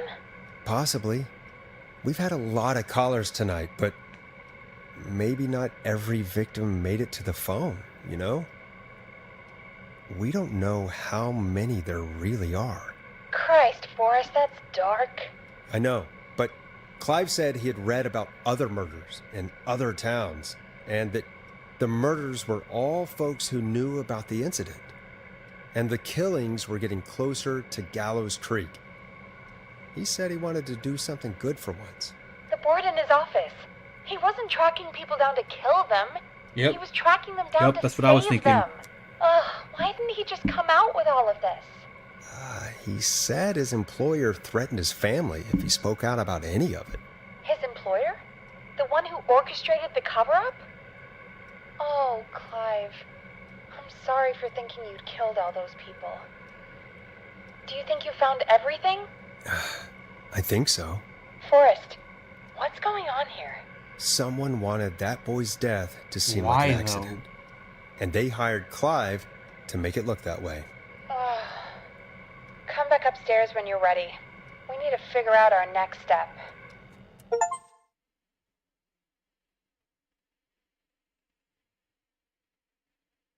Thank God you're back, Forrest. I've been running out of stuff to pad our airtime with. The Peggy, plot's you work in thickening. radio. Forrest, I'm stressed. I mean, really, how are we supposed to keep a show going with all this happening? Oh, it's our job. This is our job, Peggy. We gotta do it. Man, You're right. this is crazy. So- I mean, like, What's the plan now? I think a lot we more should call complex than what I Virginia originally back. thought in the beginning All right, of this. I'll get her on the stream. line. Okay, we're calling When Sandra. you're ready, shut the music off. Okay. Virginia. Okay. We just need to know who the hell. Hello again, Gallows Creek. This is Forrest Nash. We're circling closer to the truth behind tonight's events. To this end, we're calling back Oh, we're calling one Virginia. of our earlier callers, Virginia Sullivan. Oh. Fredman Plunker here? Who's this? Is it you? Goose? No, it's. Should I just say sure? Go say sure. Plunker, it's Goose. Goose! Goose! Where are you? Get your ass here! The party has moved! Oh, cool. Where's it moved to? This old lady's house. She's pretty cool, though. Dude, she said we could raid her liquor cabinet if we stayed and protected her. Of course, we're not drinking anymore. We're staying sharp in case that whistling turd turns back up. The old lady might need our help. Of course, man. Of course. Hey, could you put me on with the old lady? You know, should check if it's cool for me to drop by. Oh, there's that goose respect we love. I'll grab her now. Hello? Is this Goose?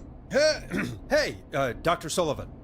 Who is this? Hey, Virginia, it's Forrest. I'm glad you're still okay. Oh, Forrest. Tell me the truth, Virginia. Sorry, I'm still jumpy. We need to talk. Sorry to hear that, but listen, hey, we need to talk. What about? We're calling because we think you can help us understand why this is happening tonight. Me? What would I know? Don't lie to me. I've seen the truth.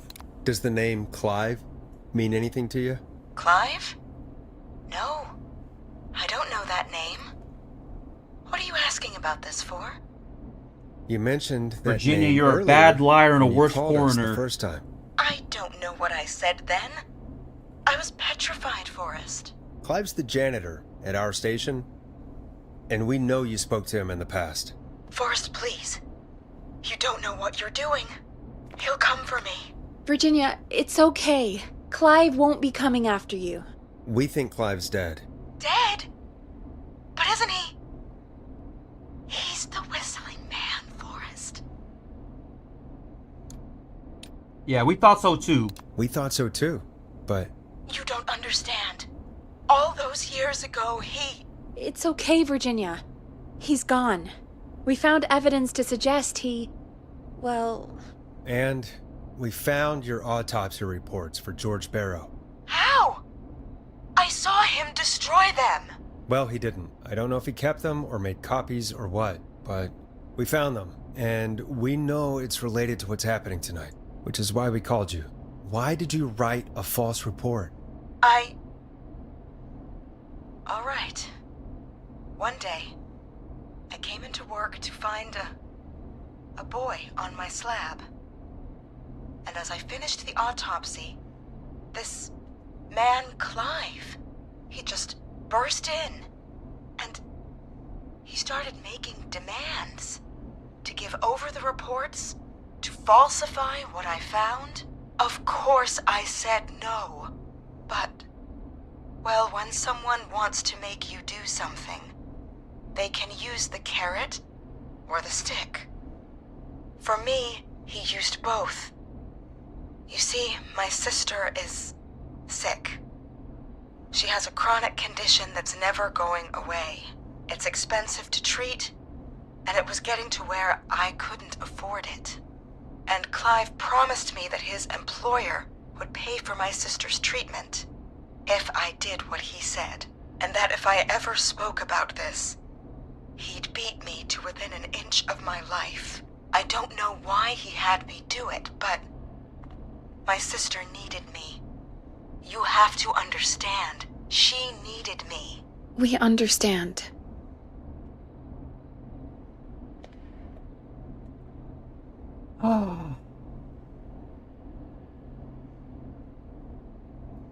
The hell's going on in this town?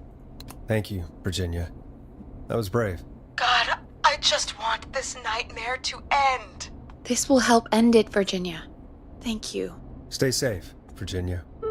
So we know that the employer is rich. The employer is rich. So, Virginia is tied up in all of this. Clive threatened her to keep quiet about George's death. But for who? Why cover up these details?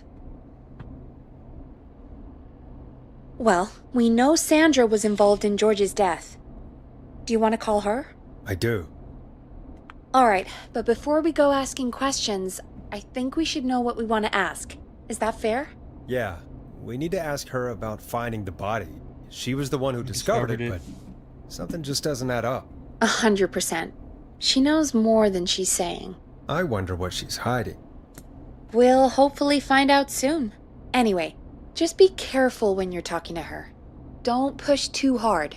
We don't want her to hang up. Okay. I'll be careful.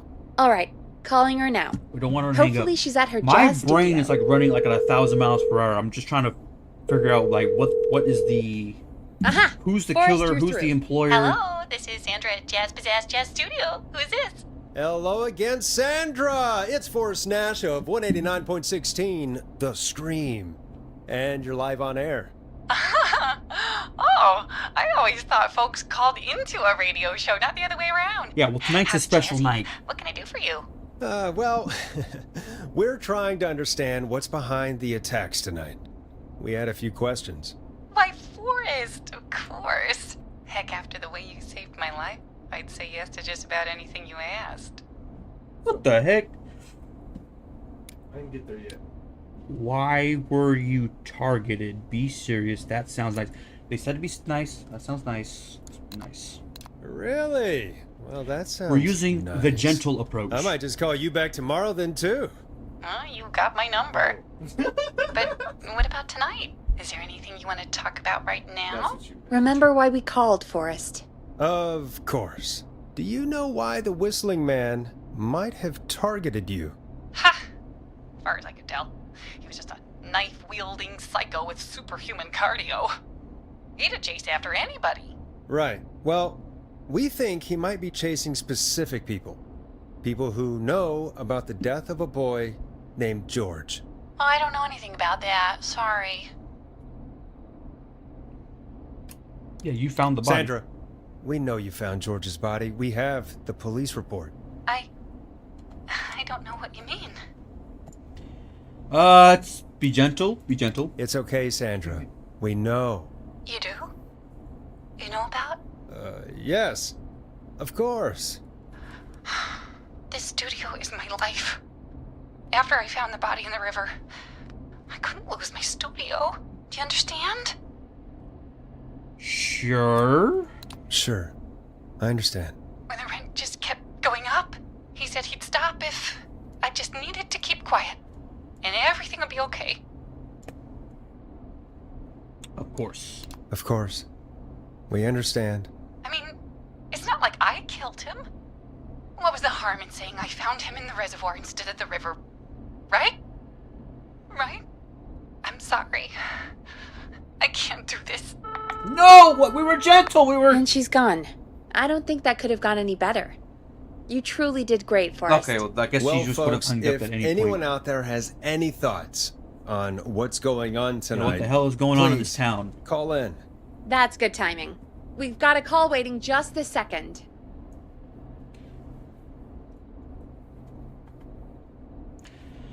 Okay, hopefully this is Dawn. I want to know. Welcome to 189.16, The Scream, with me, your host, Forrest Nash. Hi, Forrest. I know Ponty's this Pizza. is really out of the blue with everything This is happening Ponty. tonight. But I wondered if you could send a special birthday message to my uncle. Now, You want to do that now? Really? Why? Of course now. I know it's you, Pawnee. It's his birthday. I won't have a chance to do it again until next year. May as well, Forrest. Fine. What's his name? Thank you, Forrest. He's my Uncle Ronnie. His first name's Peter, but he never liked his name. But since he always had salt and pepper hair, even as a kid, can you believe it? Folks always called him Pepper. Thanks for the history lesson. Is there anything besides happy birthday you would like to say to Mr. Pepper? Oh my god damn it! Yes! Tell him he can get the best birthday deals and party packages here at Putney's Pizza. Starting at just... You son of a bitch! Stop calling us! Pawnee Pizza. Damn it, Peggy, this is your fault. It's My fault? I said I didn't want to do it. Don't blame me because Brian Ponte can't control himself. Don't worry. We've already got another caller on the line. Just pick it up, okay? This is 189.16, The Scream. I'm Forrest Nash. You're on the air, caller.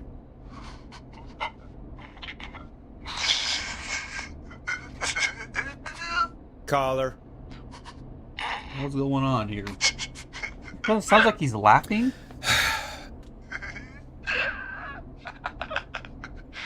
Ponte. Ponte's Oh my- Pizza always delivers. Come rain or sleet or whistling man, we'll be there.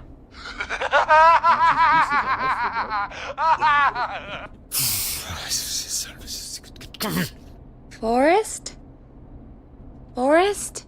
Are you okay? Forrest? I hope the whistling man gets in with his own pizza Oh, slice. don't say that, no! Jesus, Forrest? Sorry, that was too much. It's okay. It's been a high-stress night. Don't worry about him anymore, okay? Not for tonight, anyway. I think he's spent for now.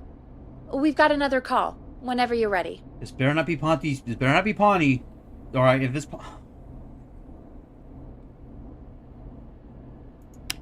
Folks, don't spend your money at Pawnee's Pizza. That's all I'm gonna say about that. Moving along, I'd like to welcome another caller to 189.16 The Scream. With me, Forrest Nash. Who may I say is calling? Well, hello again, Forrest. This is Dawn. Dawn. Dawn? We played your song, Long Ride Home. Did you hear it? Can you tell us? Never mind that now. First, I'm calling because I need your help. Oh, are you in danger? Are you in danger? I sure am. Do you mean Yes, he's after me now.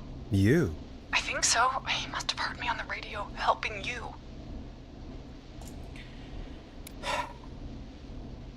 Helping? Helping? You didn't exactly help. Maybe I've been helping more than you know. I was out following a lead, trying to work out who would be next, after Chuck. And what happened?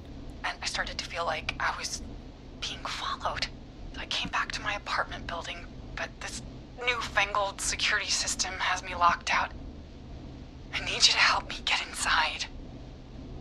Oh my god. Well, at Clive's basement arena, there was a security system in a book. Maybe we need to get that. Use a key? Ask a neighbor? Can a neighbor let you in? I only moved in last week. I don't know anybody yet. There's not even a buzzer here, only the keypad for the entry code. I need that code to get inside. Which apartment block do you live in? Maybe one of our listeners lives there too. It's the new Woodside apartment building between the town hall and the trailer park, but I doubt any of your listeners live there. I don't have many neighbors. Sounds like a prime piece of real estate. The sound really carries at night. Shit.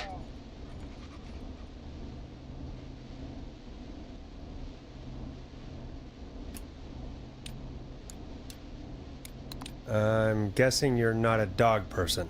No, I'm not. It's my neighbor's dog. Boy, I wish he'd muscle that thing in. Oh. And now he's blasting David Scopo out of his window.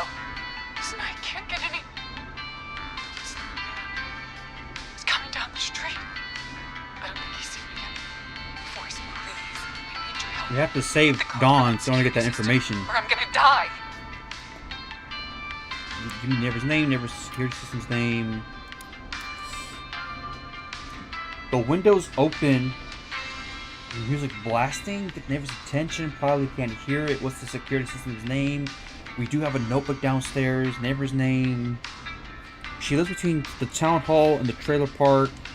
She's near a train.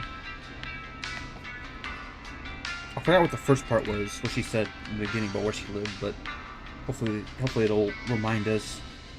I don't think she can get the neighbor's attention because of the music blasting loud, even though the window's open. And I think she has a better chance of just going through the security door because we have the notebook downstairs, or the user manual downstairs at Clive's basement. So, neighbor's name? I don't think that really matters. They're not like named on the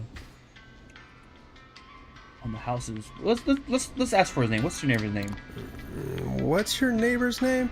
I don't know my neighbors, remember? Please, I need to get in. Okay, give me the security system's name. What's the name of the security system? There's a sticker on the box. Yeah, that Starling says Security 4000. Starling That's what Security 4000. That's what Clive Keypad, has. And it looks like it wants a 6-digit number. 6-digit number.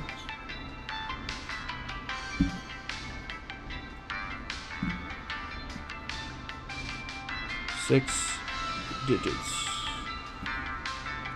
I don't know if you can see that, but I wrote Starling 4000 security system on the top of my notebook. 6-digit system, Starling, huh? We'll try. We will try. We'll see what we can do. Thank you, Forrest. Yeah, of course. Don't worry, Don. Thank you, Forrest. I knew I could count on you. I'll sit out of sight. Call me back soon. Check map. All Hold right, on. folks. Here's a little tune for you all to enjoy while I try to break Dawn into her apartment. You were pretty quiet there, Peggy. Forrest, was it just me, or was there something... Yeah, it wasn't just you. Something was weird about that. Yeah, well, tell you what, we have a Starling 4000 or whatever here at KFAM. Clive bought one for the station. Maybe we can find something to help. Well, I'm not sure who. But to Hold help on. someone. I think I know what's about to happen. I think that...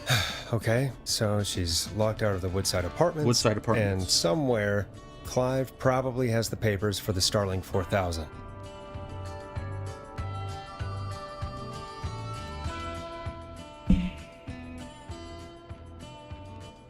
I think I know what's about to happen. Our security system is the Starling... What was it? The Starling 4000 security system. We're gonna have to go downstairs, get the user manual to figure out how to like hack our way or like get into it, right? But we're gonna be saying this live on the radio. So if the killer is listening, we're basically teaching the killer or anyone listening how to hack into our own studio. Okay, now let me check where she lives. I want to make sure that so she said she's between the town hall. Where's the town hall at? Let me just...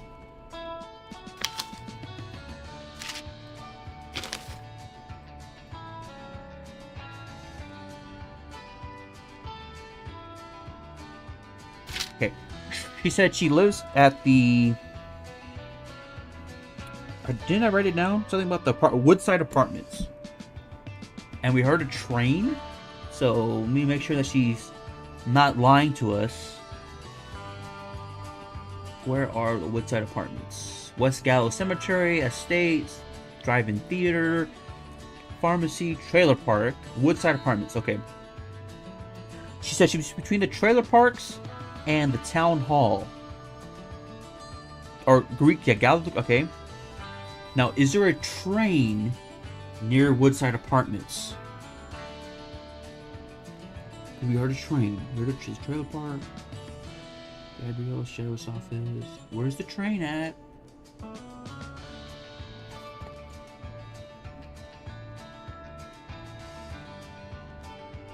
Whistling Point,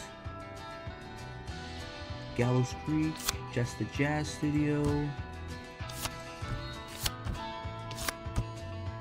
I don't see a train. Do you see a train, Nicholas? I'm pretty sure that was a train that I heard, right? I'm pretty sure it was. Wait, were these pins always here? Yeah. Oh, okay. Keep looking for a train. Gotta be there somewhere. So is your train next to us? This is K-Fam. There's Cinefilm Picture House. Romero Street. I don't see a train. There's the theater. There's a trailer park. The Rami Estate, Giblet Field, Shepherd's Walk, Gallows Disposal, The Ravine, Deadfall, no, not Deadfall, Deerfall Welcome Center, Sheriff's Office, Whistling Point, Gallows Creek High, Chubacabra's Max Diner, Gallows Snow. I don't see a train symbol. Is there a key? What is this yellow? What is this yellow? Yeah, what's this yellow marker mean? This yellow line. Is there a map key? Goes to a building. Yeah, it goes to the waste disposal. Goes to a couple other Goes to Gallows. Oh my god. Okay, train station. Okay, this is the train path then. It goes.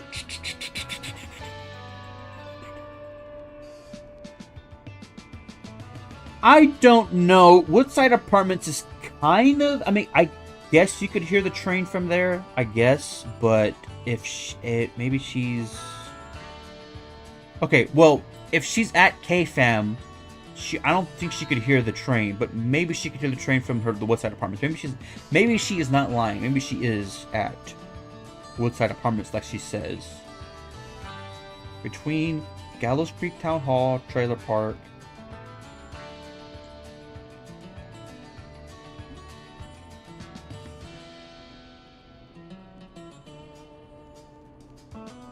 Though, power station. Okay, here's another theory. She's lying. She's not in Woodside Apartments. She's actually no, but there was a dog though. Why would there be a dog? There's a trailer park.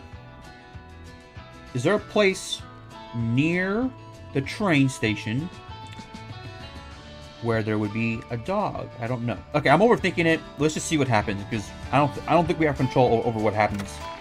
I believe that when we tell her how to successfully break through the security system, that's going to have some bad consequences. Either because she's lying and she's actually somewhere else, and she's going to break, like she's either like near K-Fam somehow, and is going to break into K-Fam, or maybe near the power station, is going to break into the power station and turn off all the power. I don't know. Or the killer is listening and is going to, and then once this is going to be interesting what's going to happen.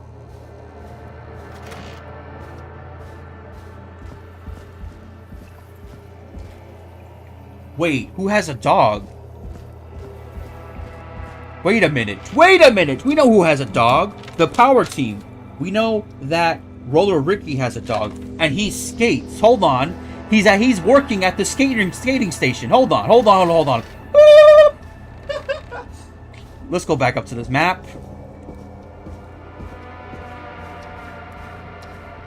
I don't like being lied to. I don't like being lied to, Dawn. I know who owns a dog. I forgot the dog's name. Max, right? Max. That's right. Where is the skating station? Not the skating station, but the roller rink.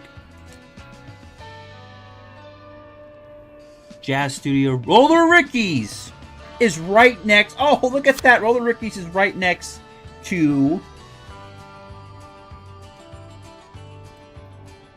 right next to the trains right here. Okay, interesting. Now, where is she trying to break into? St. Gabriel's Hospital? Is she trying to break into Roller Ricky's? Doc's Pharmacy, in Theater, West... she wouldn't break into that. Come on in. Price Slasher Supermarket, Christina and Gas Repairs.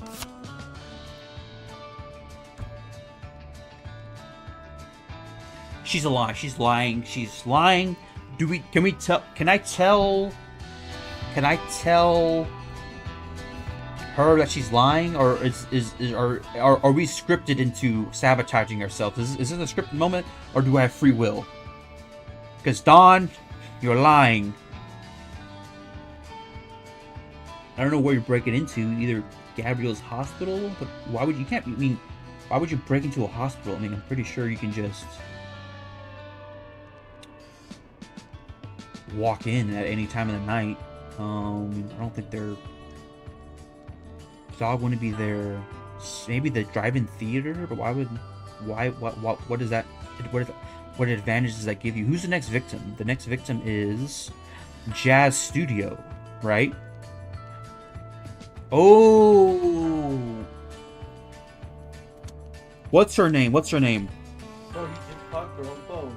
Virginia is at a party. No. Virginia's at a party. She's protected by a crowd. Sandra is at Jazz Studio next to the train and right across from all the Rickies. So maybe maybe Dawn is the killer and is... Okay. Can I talk to her? Can I talk to Peggy? Welcome back, Forrest. Find anything? Nothing by way of key codes. I see. So I think we're scripted into doing this. I'll go back and look again. Don't be too long. I guess we're scripted. I don't think we don't have a choice but to let Miss Dawn here, the maybe serial killer, break into Jazzer Studio Sandra's. Okay. I know what's going on. I know what's happening. And at the same time, we're also teaching her how to break into our own place because of this is not. I don't like where this is heading. Okay, it was in this room. No, this room.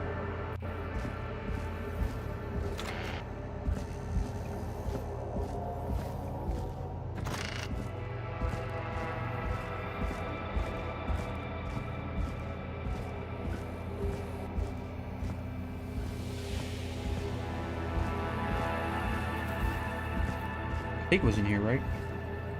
Am I wrong? Nope, I'm wrong. I'm just double checking out. This was back there.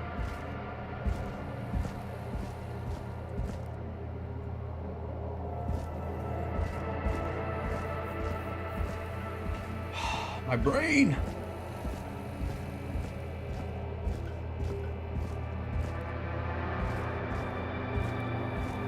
I keep thinking like my brain is gonna explode. Was it not here? I thought we saw the security thing here. Maybe it was in another room at the janitor's. Alright, Alright, here? No.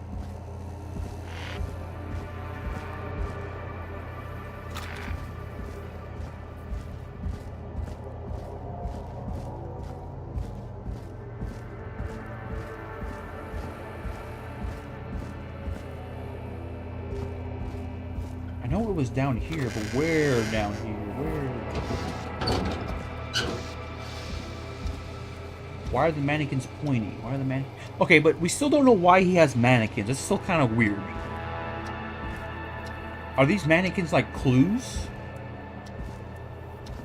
I don't know. Anyways.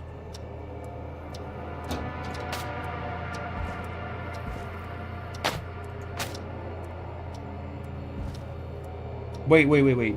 Is there a headless mannequin? No, but there is an armless mannequin and we have an arm. Can I plug this into you? Can I plug this into you? Nope.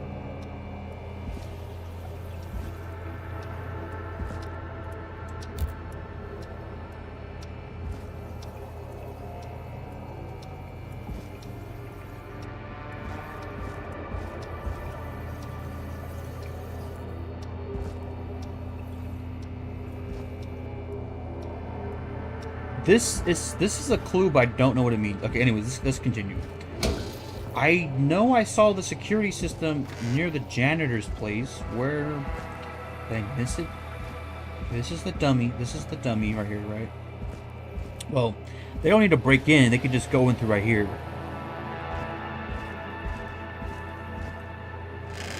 Okay, that's that.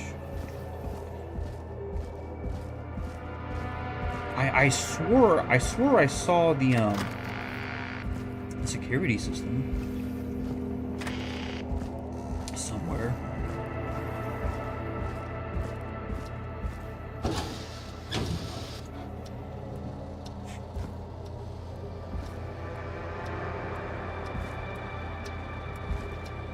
Did we like throw down the instructions somewhere and now it's like I have to look for it?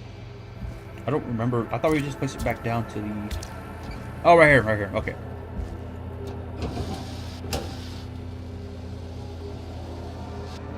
Order delivery form. Okay. Starling must have left this by accident. The system's not even installed at Woodside. But it's installed at Roller Ricky's and it's installed at Christine's gas and repair, hospital liquidity. Okay, so she's trying to break into Roller Ricky's, right? Because it's not even at Jazzercise, it's at Roller Ricky's. Okay, I guess that makes sense because the dog. Okay. Starling 4000 user manual. Ah, these codes should come in handy. But I don't want to help her. She's trying to break into to the roller rink.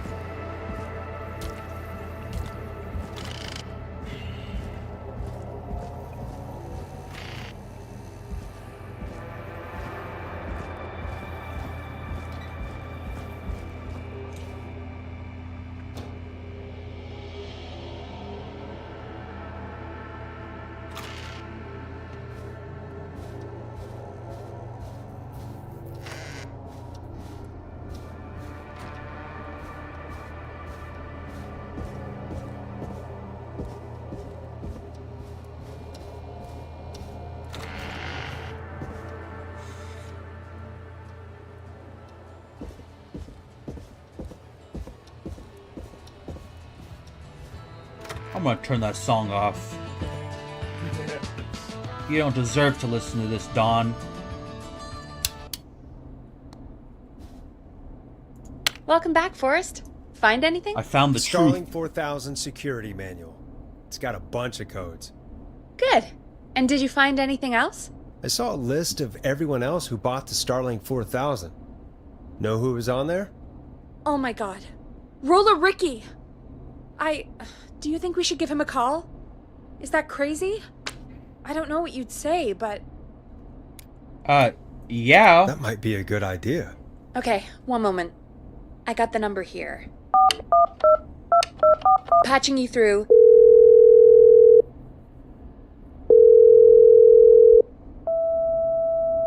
Shit. He probably can't hear it over the music. Forrest, I don't know about this. This is super weird. Just put me through to Don. I'll take care of this one way or another. Okay. Oh, I know you what say to do. so. I think when we... Line 1, whenever you're ready. Okay, here's my game plan. I'll have to read the instructions to, like, figure out how to, like, hack into or put the correct passcode into the machine so that I can tell her the wrong information so that she'll put in the wrong information and it'll sound the alarm. And when it sounds the alarm, Roller Ricky will be like, hey, what's going on here? You know what I mean? That's what we do. Okay, how do we do this? We're trying to remember. We're trying to maintenance call code alarm test. Oh, yep. Let's give her that. Let's give her this number. Let's give her 191519. I like that. I like that.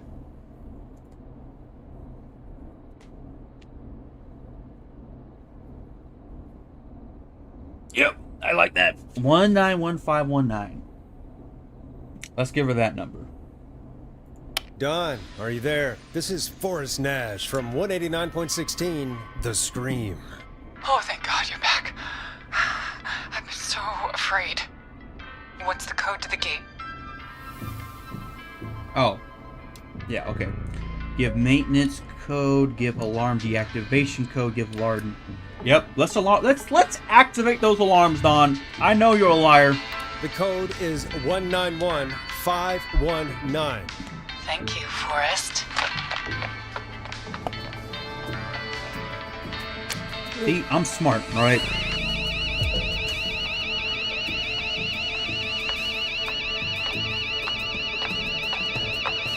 Son of a bitch. Ah! Oh, shoot. Is she?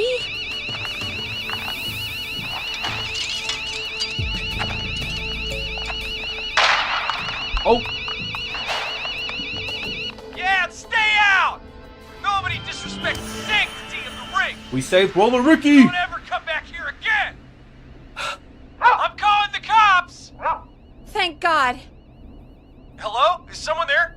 Ricky, get back inside and turn on the radio. Whoever that was, she was trying to break into the ring.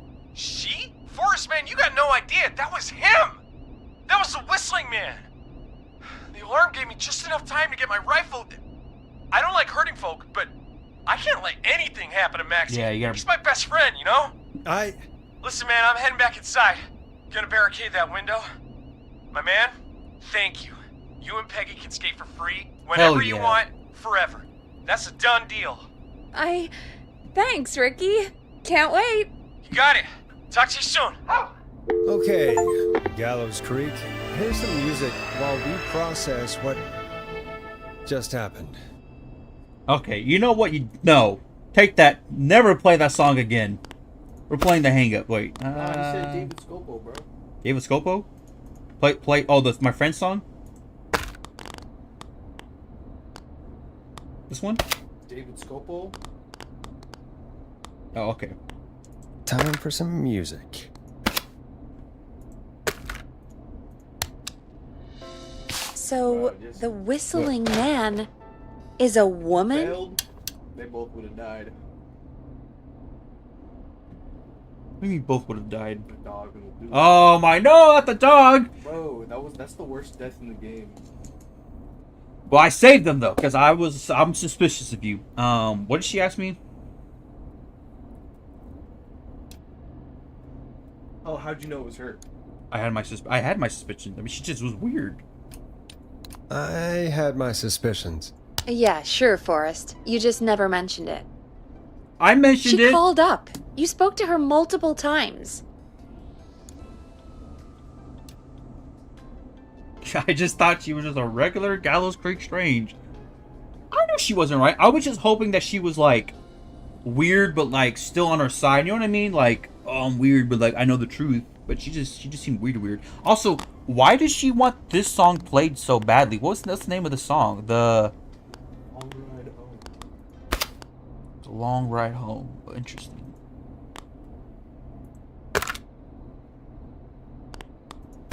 Is that must have some significance.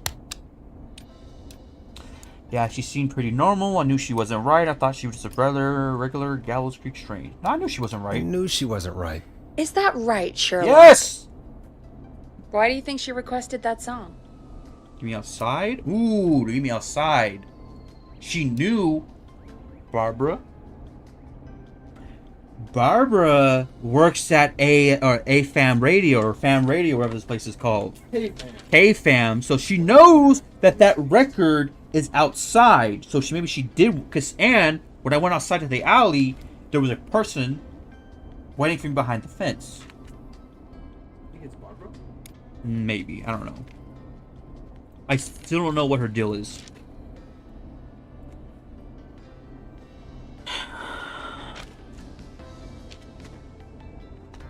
Yeah, probably. Maybe she. So maybe to get me outside, which makes sense. But that she didn't do anything after that. She got me outside, but she didn't do anything after that. The second thing is, maybe it means something. You know what I mean? Yeah. Totally. The Long Ride Home. I think right now the only evidence I have is just to get me outside. That's the only To thing. get me outside? I have evidence Maybe, but how? She didn't know the song was outside to start with. That's right. she never actually attacked me out there. She was there, So? though. What now? I guess I should make an announcement. We do have new info. Okay, kill the music and you can make the announcement. Okay, you're live in 3, 2...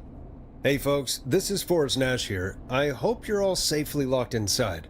For those of you listening to that last call, you might be wondering what to make of it all. Here's our take. We now believe the killer is actually a woman. One who might manipulate you into letting her in before she attacks you. It's time to trust no one. No. We're neighbors, look out for each other, and stay safe. That sounds more hopeful. It's a little bit hokey, but I think the town needs hope right now. We're neighbors. Look out for each other and stay safe. The killer was calling themselves Dawn. This could be a fake name. This could be a fake name. If anyone needs help or you have info on the killer, please call in. You folks have my new number, right? It's 911. Hopefully, our next caller can help shed some light on our killer. Hey, we had a call come in. Okay, folks, time to take a call. One thing. If Dawn is the killer, why did she call in, right? I have a caller. Because when the killer sent us a message, they didn't use their own voice. They used a cut-up of different audios smashed together. Dawn just called us with her voice. So if she's really the killer, why change tactics all of a sudden? Right? And the killer seems... Call waiting. Better take it. Intelligent they might need our help. And methodical. Dawn's kind of seems like a dumbass. I mean, she seems kind of like impulsive. I don't know. Dawn's maybe... Dawn the killer? No, I don't think Dawn's the killer. She doesn't seem smart enough. And she just tried to break in. Exactly. She tried to use us to break in. That's the thing. The killer never needed our help. The killer just did his own thing, right? Or whoever they are, their own thing, right? Maybe she just never needed your help. I don't know. Dawn doesn't seem very smart. Like as a person, I don't think she's as methodical as this killer is. Maybe I'm wrong. You're through to Forrest Nash on 189.16, The Scream. Hey, man. Murphy? Damn straight. What's going on, Murphy? You in danger again? Nah, man. I've just been listening to the show here at home. And since you asked folks to call in if they could help out, well, I'm calling. I don't know if I can say as much as other folks have, but I figure I wouldn't be a good role model to Fernando if I didn't try to help, you know? Appreciate it. You're a good father. You're a good father, Murphy. Absolutely. Fernando's a lucky kid. Oh, thanks. So, what do you want to know? Well, what can you tell us? I don't just know. called without... All right. Well, do you know anything about the death of George Barrow? Absolutely nothing. Okay. What about the killer herself? Herself? Man, I didn't get my ass That's another kicked thing, by a lady. The man I went toe-to-toe with was a man. You heard the last call, right, Murphy? Yep. So you know it's a woman, and you were trained by a VHS, Murphy. I know, but... Man, how could it have been a woman under that mask? Let's just move on. Do you know anything about the history of the Whistling Man? No, sir. Tonight's the first time I ever heard of him. What? I moved here 3 years ago, man. What do you want from me? No worries. Hey, man, no worries. Just thank you for trying. Right. Sorry I couldn't help you all more, man. Now, if you'd have asked me about gators... Forrest, we have a call coming in. Sorry, Murphy. I think that's all we've got time for right now. All right. I'll catch y'all with the gator talk later. Night. Well, folks, that was a bust. But perhaps our next caller has more they can tell us. Let's find out. Okay. Alright, who's the next caller? Is it... This is Forrest Nash, and you're listening... Please help me. My name is Casey Moore. Casey Moore? I'm at 25 Nancy Drive. My best friend's been stabbed. He's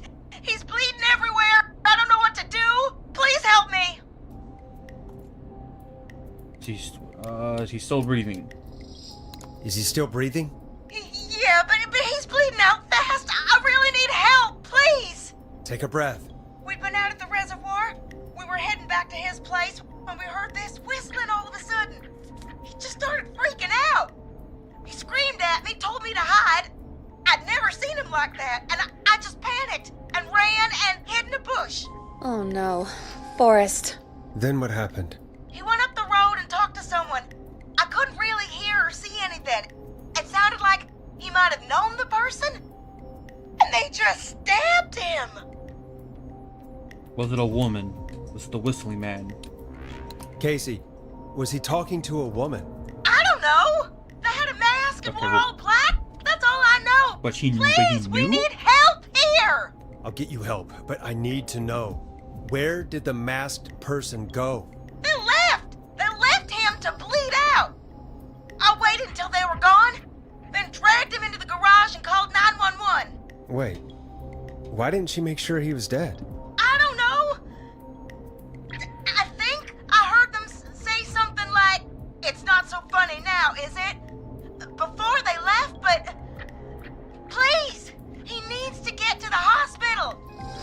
I can't drive, so we need an ambulance. But the ambulance was destroyed at the Forrest, gas station. The ambulance was destroyed in the explosion at the gas station. You should get all the info you can. Why is he hurt? Where is he hurt? Can you tell us where your friend was stabbed? They stabbed him in the stomach, and then stabbed him again in his leg when he was on the ground, and it's... Oh, the knife is still there in his leg! Don't pull it out. What's your friend's name, Casey? It's Jason Parker! Jason? We'll be right back. Peggy, patch us Not through to the pull out the hospital. knife. On it. Phoning St. Gabriel's now. Switch to line 2. We got a man stabbed in the stomach Hello, and the St. leg. Gabriel's Hospital. How can I help you? Hi, this is Forrest Nash from 189.16. We don't need to say that every single time. We have a stab victim at 25 Nancy Drive named Jason Parker. He's been stabbed in the stomach and the leg. He's bleeding heavily. Oh, God, I'm sorry. But the ambulance is... well, you know. I know, but please, we need something, or he's going to die. Forrest, listen, you're going to have to get him here. We need to see him, and we can't get there ourselves right now. We don't have any way to drive him right now. And even if we did, he's bleeding out fast. All right, listen. We need to buy him time to get here. That means stopping the blood first, and then finding someone to stabilize him. To stabilize him, you really need someone with first aid training. Okay. Do either of you have any? No. Me neither. Damn it. I'm really sorry about this, but I have other patients who can't wait. All I can do is talk you through the procedure as quick as I can, and then leave the rest to you. You think you can handle that? We can handle it. Hit me. I'm sure we can handle it. Okay, from the top. If he's bleeding out, then you need to get him comfortable and try to stem the bleeding. Lay him down. Apply continuous pressure directly to the affected areas. When the bleeding slows, get a clean cloth of some kind and hold it over the wounds. Get them comfortable. Apply pressure. Clean cloths when slowed. Clean. Got it. I think. You said he was stabbed, right? If the object he was stabbed with is still in him, don't take it out. It's stopping the worst of the bleeding right now. If anything, you should secure it so it stays where it is. I wouldn't have thought of that. It makes sense, though. God, that was a lot of info. But I think we can handle this. Glad you've got it so far, because there's more to go. Okay, get him comfortable, lay him down, stem the bleeding, apply pressure. When the bleeding slows, apply a clean cloth over the wounds. Keep knife in place and secure it. Keep knife secure. Secure and body. I can't keep up. Keep going. I'm still with you, Doc. What else do we need to know? If he's lost a lot of blood, he may enter shock. If he does, act fast. If you applied a cloth and it's bleeding through, don't remove it. Just apply another on top of it. If it's safe, elevate his legs to get blood circulating to his vital organs. Try to keep him warm. Get him to rest and reassure him. We need the patient to stay calm. All right, don't replace bandages. Elevate his legs. Keep him warm and calm. This is a lot. I'm really sorry. That's as much as I can give you right now. Try to stop the bleeding. Find someone to get him stabilized, and get him here as quick as you can. Here. Good luck. All right, Forrest. Casey's Get him still on comfortable. line 1. Lay him down. Send the bleeding. Apply pressure. When the bleeding slows down, apply a clean cloth over the wound. Secure the knife so that it stays placed in his leg. If he goes into shock, he loses too much blood, and if the cloth is bleeding over, do not remove the cloth. Apply another cloth. Elevate his legs. Keep him warm. Keep him rested, and keep him calm. All right. Hello? Hello? Forrest, are you there? How is Jason? I'm here. How is Jason doing? Badly. He's still bleeding. I need help. I've been putting pressure on his stomach wound since you left, but he's still bleeding. I don't know what to do. That's good, Casey. The nurse said to do that. What about the knife in his leg? Don't take it out. It's gotta be hell. Should I pull it out? No. Take the knife out. Do not touch the knife. No, don't touch the knife. The bleeding will get worse if you pull it out. Are you sure? I'm sorry. I'm gonna stop making suggestions. No, don't worry, Casey. We're a team No, here. Casey, We're all going to get Jason through this. Casey, is his leg wound bleeding right now? I hate looking at that knife. Yeah. It's bleeding. His stomach is worse, though. We need to secure the knife. So she said the knife was fine, right? So maybe just leave the knife alone for now. If the knife is fine, it's secure. Leave the knife alone. Yeah, leave the knife alone right now. All right. I think we need to leave that knife alone. All right. I'll just keep putting pressure on his stomach for now. Forrest, can I have a word? Okay. Casey, I'm going to have a quick word with Peggy. Keep putting that pressure on and let us know when the bleeding is under control. You're doing great. But what if something happens? We'll still be here. Just shout if you need anything, and we'll be there. I promise. Okay. I'll wait. Jason, please be okay. Okay, what's going on, Peggy? What's up, Peggy? We can't stay on the line with her all night. Dawn is still out there. What if other people need us? You're right. She's probably on her way to her next target right now. Exactly. And you heard the nurse. We need someone there with training who can stabilize him. Virginia. He's got to get to the hospital somehow. Virginia, she'll have to drive him. Any suggestion? Could anyone nearby help? Could somebody nearby help them? She's not a doctor. Maybe drive She's a them to coroner, the but she's You know, that's exactly what I was wondering. Do you have anybody in mind? Yes. Get the I person might. who knows how to destroy A little a body. before you started They don't working destroy here, a body, K-Fam Nicholas. did a mandatory first aid training though. course. Figure Me out and what's Karen missed it because we were away on a Wait. producer getaway. You skipped it, didn't you? Never mind. So, how does K-Fam's first aid course help us? Casey said they're at 25 Nancy Drive, right? Yeah? Why? They put up a bunch of cheap houses around there about 10 years ago. So a bunch of people here at the station live around there. Do you think any of them could help Casey and Jason? Probably, but I don't know who lives there. And since I missed the training day, I don't know who knows first aid. Could you call them and ask? I don't know everybody's numbers. I've only ever called Karen. Everybody's personnel info is probably in Reggie's office. Okay. Got it. I'll look through their files in Reggie's office. It's a life or death situation. I'm sure they won't mind. Right. But there are a couple of problems with that. Okay. Go on. Go on. It's sensitive information. Okay. So Reggie probably locked it in his safe.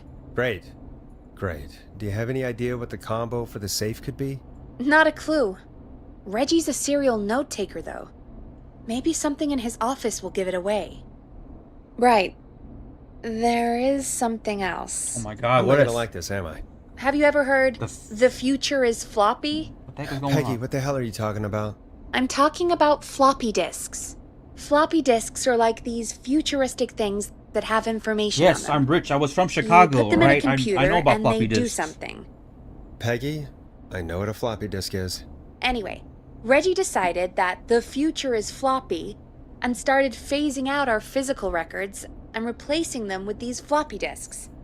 I imagine it's the same for our personnel files. That's good to know. Since we haven't heard anything from Casey, I'm guessing Jason's okay for now. I'll check out Reggie's office and see what I can find. You'll need a key for that. I'll just slide it under my door now. Bro, Thanks, Peggy. I'll just have to look around. I wrote down all this information for Good. the thing. I'll patch for my the mic down to room. the office, so you'll hear me over the intercom. We're doing all these steps to secure the wounded and that, this and that, but they only asked us like 2 things. Shoot. Okay.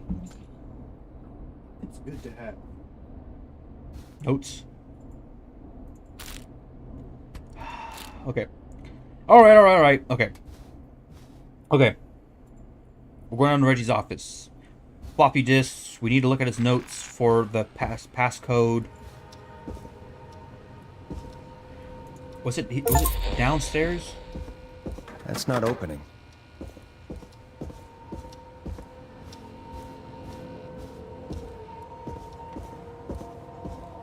Is this his office right here? Yep. Nope, that's just was it downstairs? I actually don't remember where she said the office was. I think it's downstairs. There's a lot of doors right here in this hallway. That's the kitchen. That's the janitor's closet. That's the stair. Oh, and that looks like a... Yep. Okay. What's this say? Remember, Reggie Jr.'s birthday is 9/10, not 10/9. September 10th, not October 9th. Last year was a disaster.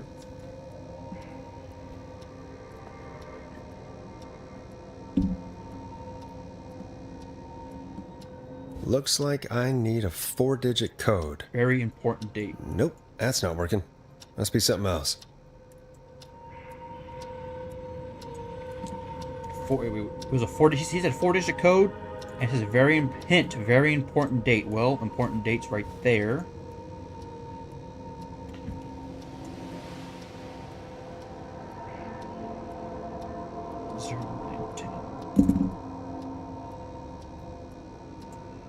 Let's type in 0910. 0910. Nope. Okay, well, let's try the other one. 1009.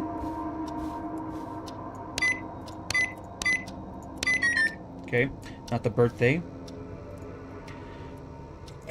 Axe Forever. Need to write pitch document. Good title. Bring back original protagonist and villain.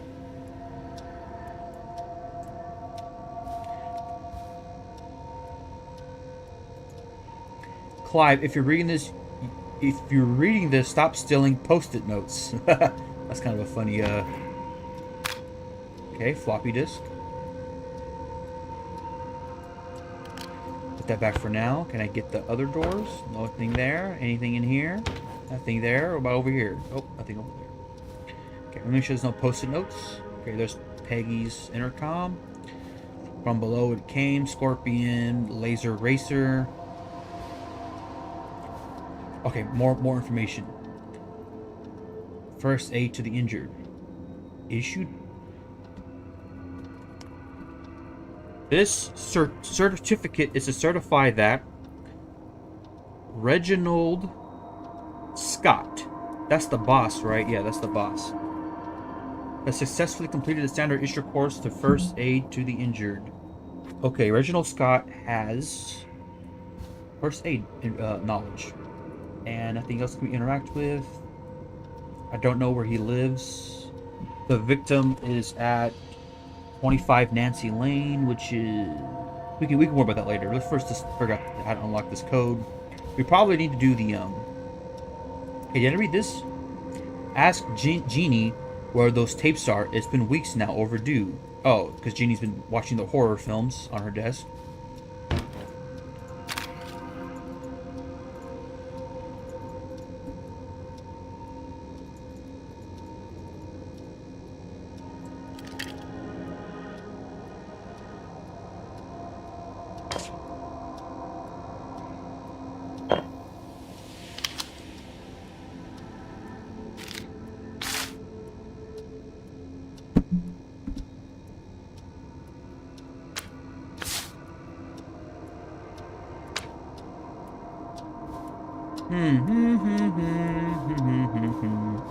What am I missing? I'm trying my best, Nicholas. Oh, there's a thing right here. Alien sightings, blah, blah, blah. Oh, I forgot. It's right click to place. Okay. Could this be it? Okay. Pizza delivery killer who kills with a pizza cutter. Freeze. Slice on me. Terrifyingly, there is never any pizza. What happened to the original delivery guy? Maybe write him as the final girl's boyfriend? So he likes horror films and wants to write a horror film. Write him as a final blah blah blah. College student. Megan, surname to follow. She's smart, blah blah. Also lactose intolerant. Why kids divide between her and the pizza killer. Takes place in November 7th. Very important date for the town. Great goose gathering. Even where a large number of geese appear suddenly and save the town from starvation. Oh, okay. Try to link this into the greater story. Need to kill off Megan's support network through the movie like Act 3, but even scarier.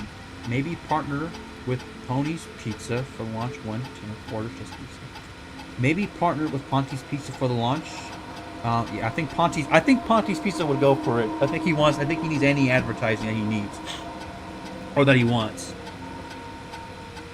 October 1st, or no, sorry, January 10th, orders just received a pizza cutter and took it to the movie. Okay. So there's two dates. There's November 7th, so 11/07, and January 10th, which is 01/10. So we can try both of those numbers. 3. There's another number which is 3. That's just by itself. Okay, let's try those numbers. So first is November 7th.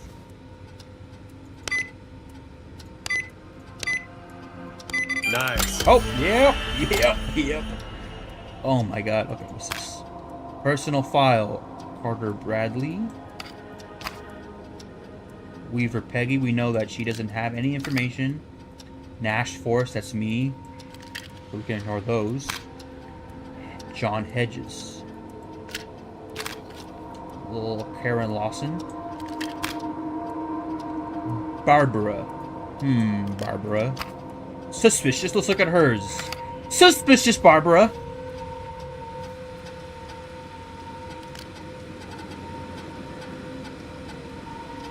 How do we eject it?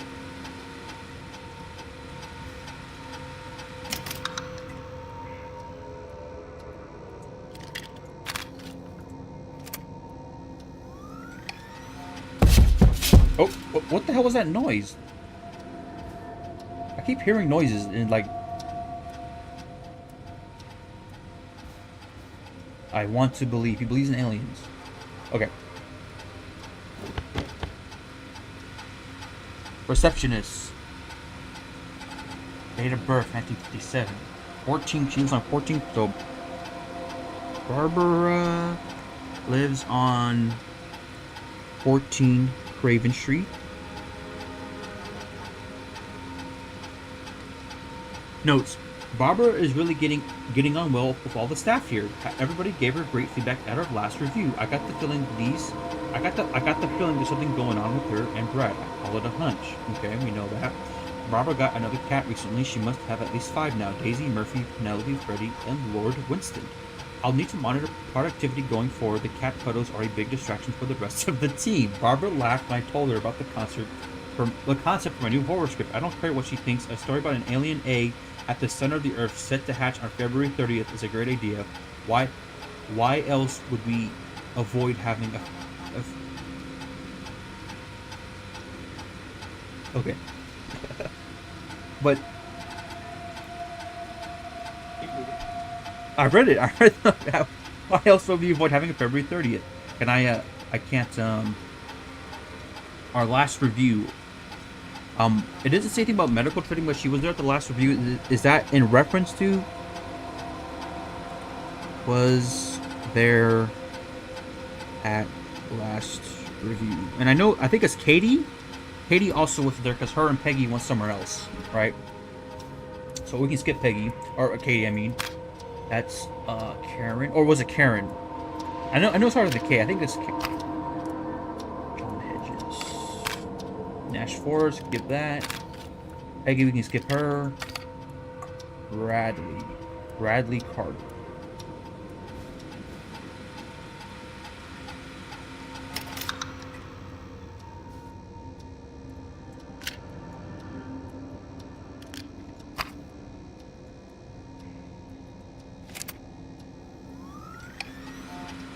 Okay, Bradley Carter, food critic. January 14th, 1982. He lives, so but Carter lives at 31 Axdown Lane.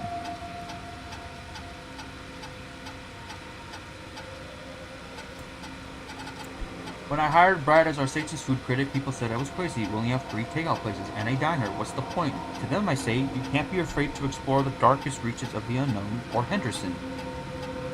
Who's Henderson? Bradley and Barbara. Oh, this is the interest for Barbara. Bradley and Barbara seem to be spending an awful lot of time together. I didn't realize he was so interested in Brad's work. Maybe I should join one of their after-work meetings sometime, but I've always wanted to learn more about food. Brad and Barbara ended up missing most of our first aid training session. Brad made a joke about practicing mouth-to-mouth, and Barbara got really upset and stormed off. The joke wasn't that bad. Sexual harassment in the workplace. That is not okay. But this was the 80s, so. I guess this is our hero, John Hedges, because Carter and Barbara are out.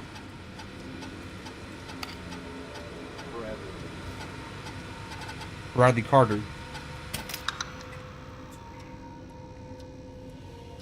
I only use her last name sometimes, alright? So this guy's name is John Hedges. I guess I'll check Karen's as well, because she may be the friend of Peggy that left first aid or not. I don't know. John Hedges, July 19th, 14 Nancy Drive. Hey, that's the exact same street. Or not, it's 25 Nancy Drive, 25 Nancy Drive, 14 Nancy Drive. Yeah, pretty close. John refused to engage with the first aid trainer during the course. I know he was a war medic, but it was station policy to send everyone regardless. Okay, he missed first aid, but he's a war medic, so... I mean, I don't know how much better... And he's on the same street, Nancy Drive. Okay, let's just keep reading, though. I'll still read Karen just to make sure, but I think we found our hero. Nah, Karen... Peggy. Huh? Karen missed it with Peggy. Yeah, that's what I thought, too. Let's just like that. John apparently has a bunch of medical equipment in his home that he procured from the military at the end of his service. Is that legal? Do I need to report him? Come on now. Don't report him. Don't be that guy. Spoke to John again about eating the free samples that Braddock sent for his reviews. He said he stopped, but he had that the last 3 times too. Is it un-American to reprimand a war veteran? I think we found... How old is he? He's older, but he's a war medic and he has medical equipment. And he's on Nancy Drive. He's on Nancy Drive, so his name is John Hedges. So we got our guy.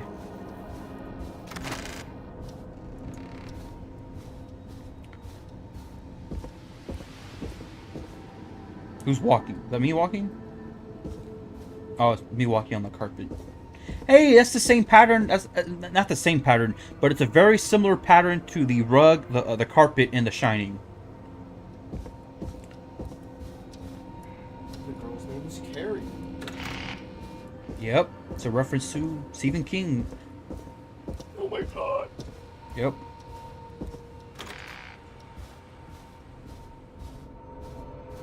Okay. Oh my god, I have to talk to her downstairs. Oh my god.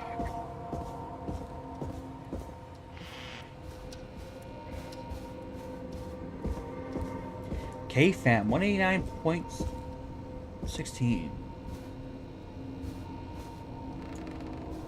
Also, was there another record in that office? I didn't see. Let me check. Since I'm here, I might as well check for another record that I missed. That's what I'm doing here for, Nicholas. Hey, Peggy, you there? Yeah, I'm here. Did you find what we need? Oh, I think I know who to call.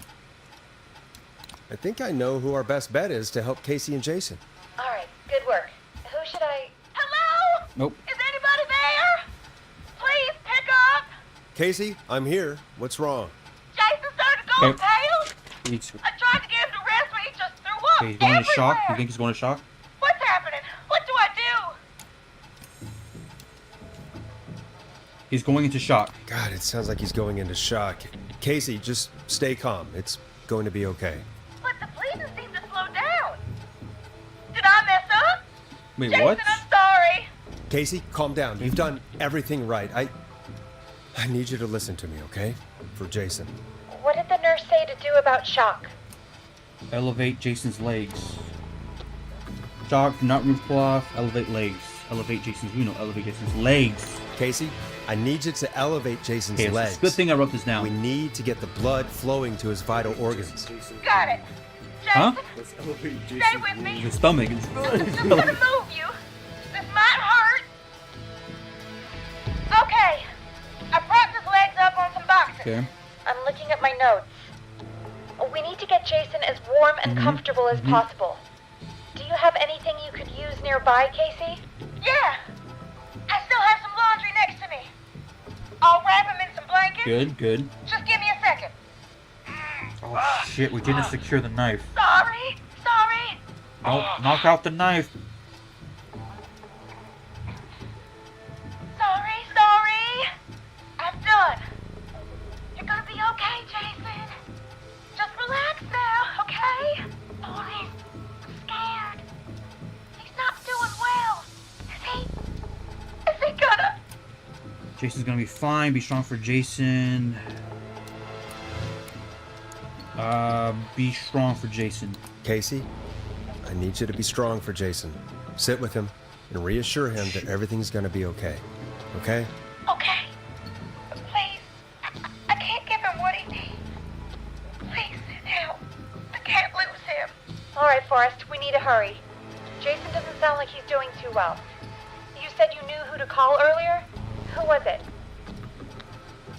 Call Ms. Tall the War Hero. We need to call John Hedges. He lives on Nancy Drive. He didn't really participate in the first aid training, but he's a former war medic. He's probably the most trained person we have. Really? I never really spoke to him before. A war medic, huh? Yeah, and according to Reggie's notes, John keeps all of his old equipment at his house. He's something of a hoarder. All right. What's his number?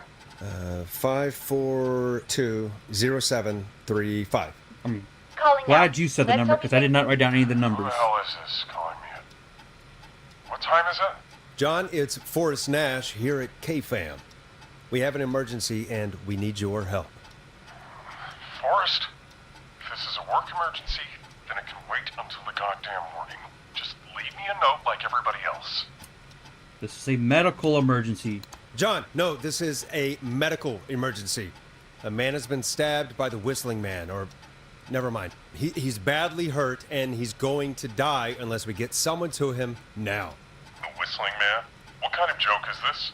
John, we're not kidding. A man is gonna die if we don't help him right now. Seriously? I haven't been called on for over 10 years. Where's the patient? What's his condition?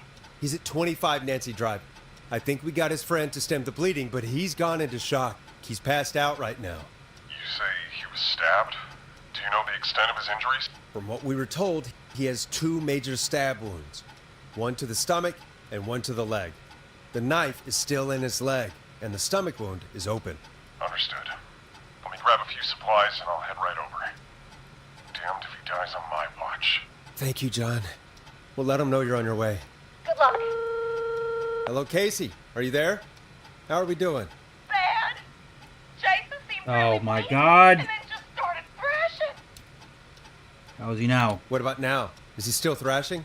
He's passed out. Please tell me you found someone to help. Casey, help is on the way. My colleague will be there soon. You hear that, Jason? Someone is coming. You're gonna be just fine. Just hold on for me, okay? Just hold on. Come on. Hello, Casey. This is John Hedges. I'm here about Jason. Please let me in. I'm guessing that's Jason there. Casey, I'm gonna need your help. Forrest, Peggy, don't you two worry. We've got this from here. Okay. Forrest, Okay, we'll call I you think back he's okay. later. I think have he's to go he now. survived. Good luck, everyone. Oh my God. God, I he's gonna be alright. And with that, the show moves on. We're sending our best wishes I think that was a mistake not securing the moon. I thought we would have an opportunity later to tell her to do that. Well, I just thought it was more important to all that excitement, cover the stomach moon. I think we could use some music. Come back upstairs when you're ready. Alright, is there a record in here? I don't see a record. No. Okay, well.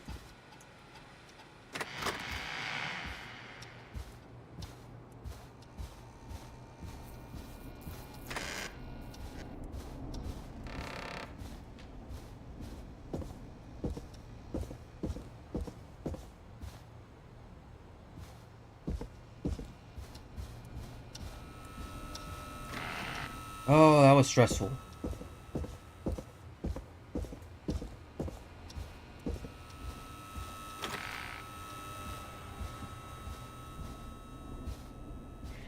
Okay, let's put some music on. Let's put on my friend's song. I used to have a guy put the music on for me. Now's not the time to think about that. Yes, introduce the song. I know him. You love him. This is Roddy Snatcher with his new single, Final Breath. It's getting pretty late. This might be your last break for the night, so try to enjoy it. Give me a buzz when you want to go back on air. Okay. I think it's saying... Okay, so this is our last break for the night. Should we keep playing, or should we end the stream here and play tomorrow?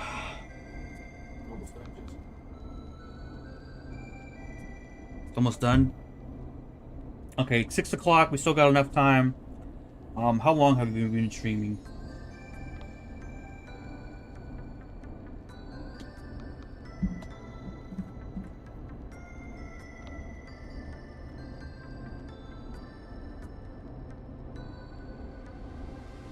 We've been streaming for 3 hours. I think we can go a little bit further. Let's go a little bit further. Yep, let's resume. All right, I think this is the last. This is the last stretch. We still have a lot to figure out. We have to figure out who's the employer. Why did they want to cover up the death of George Barrow? How does the killer? I don't know. My current theory is this. George Barrow is a kid, right? In the 1968. During whistling night, his friends play a prank on him where they pretend to be the whistling man and they chase him, right? But was not intentional. Because of this prank, he died and drowned, right? After falling into the river, trying to escape this killer, right?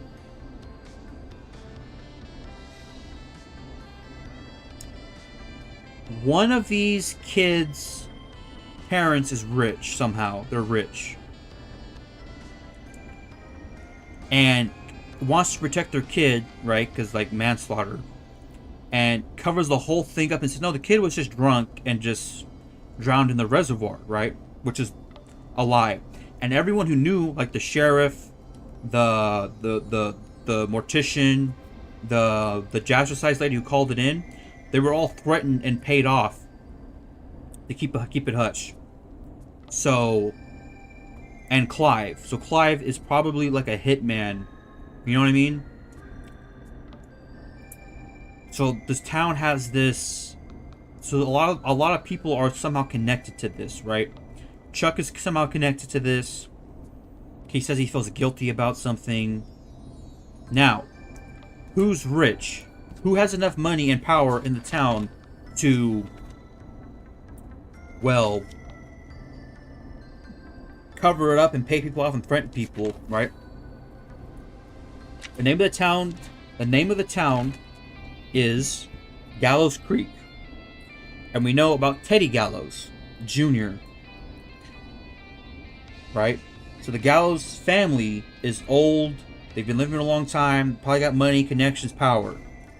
Maybe Teddy Gallows Jr.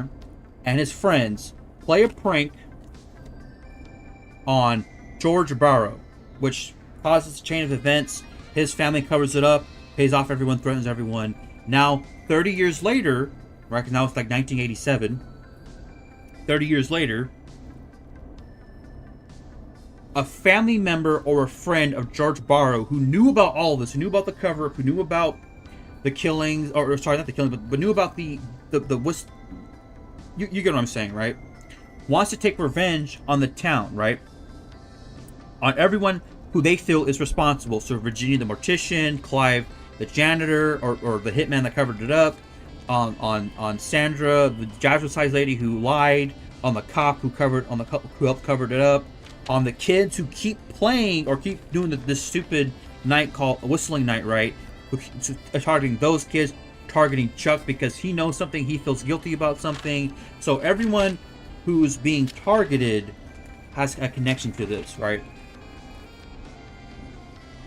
But who is the killer? That I still don't know, and I don't know who Don is. Don, I don't believe is the killer. I think Don is just a weirdo.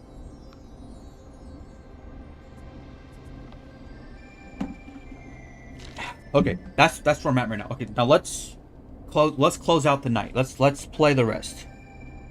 Let's roll. You got it. We've got another call coming through, too. Okay, Forrest, shut the music off.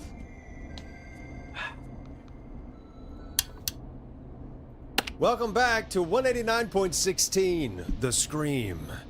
I believe we have another caller on the line. How are you tonight, caller? Forrest, it's me, Roller Ricky. Oh, and Maxie's here too. Good to hear from you again. How are you both doing? Friendly voice. We're good, man, thanks to you. You're like our guardian angel. That wouldn't be a bad look for you, Forrest. A little White Wing Halo number? Oh my god. Maybe something for the K-Fam Halloween party. All right, everyone, let's calm down. We're not Ricky, out of I'm the just woods glad yet. we could help you and Maxie. Is there anything else we can help you with, Ricky? Actually, I think I have some info that might help you. Oh? What's that? You see, man, me and Jason know each other. You know each other? Yeah, we went to Gallows High and played on the football team together. He was a gnarly offensive linesman, and I was our star wide receiver. Runner Ricky, they called me. All right, and what does that have to do with tonight? Well, because George, the guy who drowned, he was on our team too.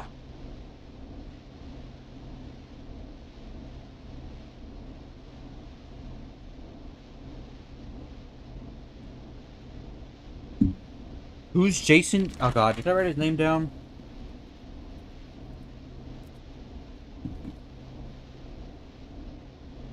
Jason was the... Okay. Yeah, he was the one we just saved, right? Yeah. Okay. Tell me about him. Tell me about him. What was George like? I didn't know him for long, man. Sad to say. We had our first team party on the night he drowned.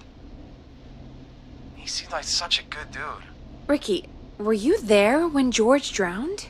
No, man. Once the party turned, I beat feet out of there. Man, I remember George and his girl. There was a whole lot of love, man. I could see it, you know? Tell me about her. Ricky, listen, this is very important. I need to know everything about her.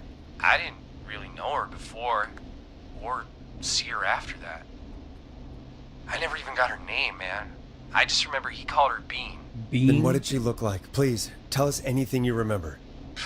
I just remember a pretty girl, man. I'm sorry. Ricky, you said the party didn't last long. What happened?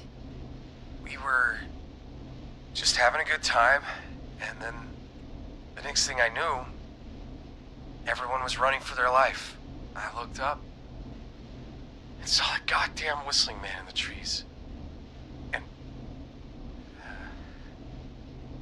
And I never ran so fast in my life. I ran straight home. Didn't know about George until next morning at school. I'm guessing it was Whistling Night, wasn't it? That the Whistling Man was just another kid. Yeah. I don't know how George died, but I always felt Like, if anyone deserved to die that night, it should have been me. And Ricky, it wasn't your fault. You're not a bad person. I know that now, ma'am. It took a long time to learn, but yeah, just thought I'd tell you all what I know. Thank you, Ricky. This helps. Thank you. You got it, man. Anyway, I think it's time for me and Maxie to free up your phone lines. Thanks for listening, man. I'll let you to it. Night, Ricky. All right, folks. Right. Looks like we got a new lead in the case. If anyone has any info about this mysterious being, please call in. If she was George's girlfriend back then, she's probably in her mid to late 30s now. Huh. Oh, we have another call coming in, but hang on. What's up, Peggy?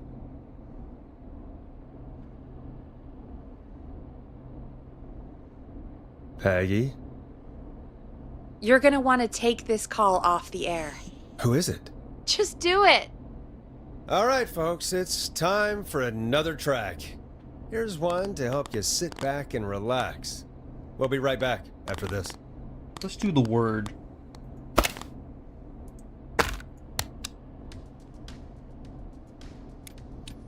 Yeah, why not? You'll like this next song. Okay. Bean was the girlfriend I of hope George this is Barrow. good news, Peggy. Who have we got? Find out for yourself on line 1. Who is it? Hello? Forrest, I'm glad I got back Leslie. through to Okay, you. cool. Sounds like it's been a busy night, huh? Surprise! It's Leslie, our 911 operator, leading the charge from Henderson to come save us. It's so good to hear from you. Are you okay? We're doing okay. Sarah and I are both happy to be headed back home. We're happy to have you too. Wait, Sarah? Oh, yeah, I mean Deputy Martinez. Anyway, we got back into radio range a little what? while ago. What? We've been listening in, but haven't been able to get Why'd through you it say till that? now. Sarah Martinez, her first name. Oh, I just seemed kind of suspicious. Hell, help is on its way. It's been non-stop since you left. Please tell us you're bringing help. You bet!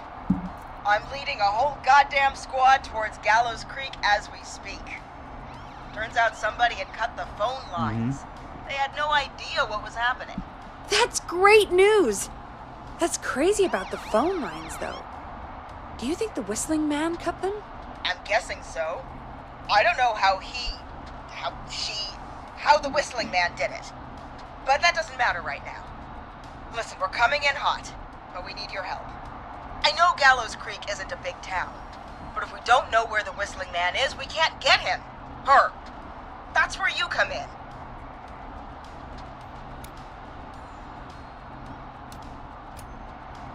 What do you need? You can count on us. What do you need? It might be a long shot, but here goes. The Whistling Man already called up a few times. Once. I bet she calls again.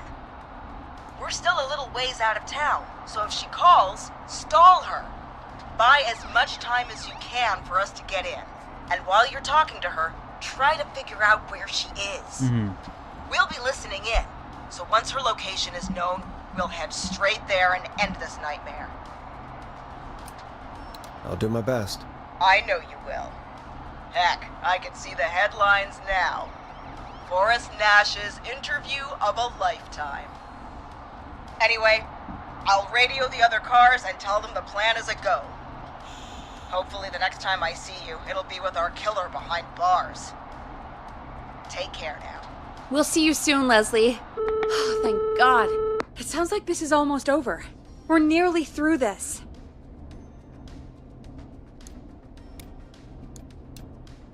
I hope you're right.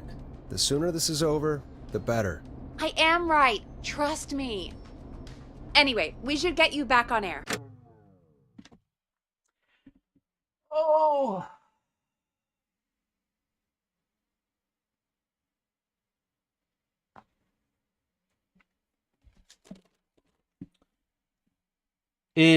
What's his name?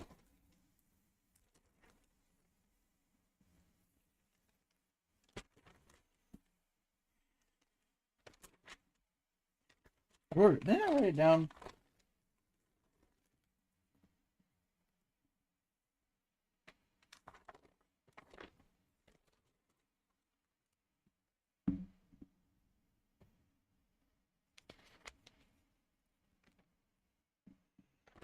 Who's the roller skating guy's name?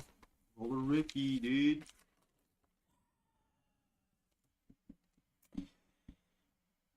I'm not 100% sure on this.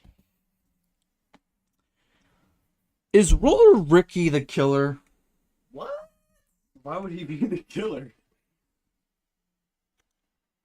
He said, it took me, I know it's not my fault, it took me a long time. Takes doing drugs, alcohol for a long time. He said, oh, I got my head straight now. Like, I know what I need to do now, kind of a thing. I don't think it's Don.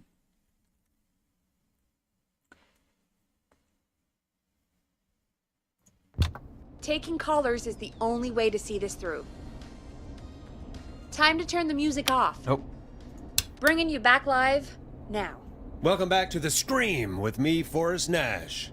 The line is lit up, but before I get to our next caller, I just want to say, things are looking up. It's almost over. But for now, let's bring in our next caller.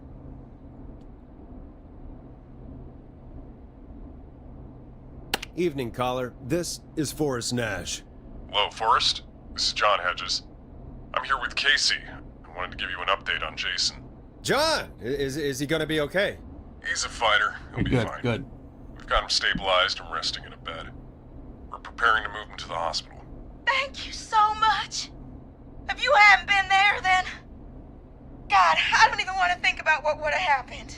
Of course, Casey. We're just happy he's okay. John, Casey, you two did all the work. Tell Jason to get well soon from us, whenever he's up for it. Well, why don't you tell him yourself? Is this Forrest? Jason Peters survived the Whistling Man. The one and only... Jason! Jason! We meet at last! It's good to hear you, Jason. How are you? Oh, well, you know. I've got a hole in my stomach, and there's a knife in my leg, but John gave me something to take the edge off. So, I might feel even better than either of you. Oh. Take it easy until you get to St. Gabriel's. I will. But, before that, I needed to call you. I'm Tell me your guessing the Whistling information. Man is still out there? Yep. As far as we know, anyway. I was worried you'd say that. God damn it. Actually, I'm glad you called. I wanted to talk to you about what happened earlier. Go for it. We spoke to Roller Ricky not long after you were attacked. You spoke to Ricky? Is he alright? He is now. I mean, he was attacked earlier, but this call came after. Hey, guys, I'm really sorry, but there's a call on the other line. I just need to make sure we don't have another situation brewing. You fill Jason in on what happened. I'll be right back. Sure, Peggy. Sorry, Jason, where was I? Yep. Ricky's fine. You don't need to worry about him. That's a relief. He told us about George. Sounds like everything's finally coming out now. It's been tough to hold it all in. Sounds like you've been holding back about something awful, Jason. I'm part of the reason my best friend is dead, Forrest. And the few who knew about it said if I ever said anything, I'd find myself in jail. For a long time. It was hell. And then the town just moved on. Like he'd never existed.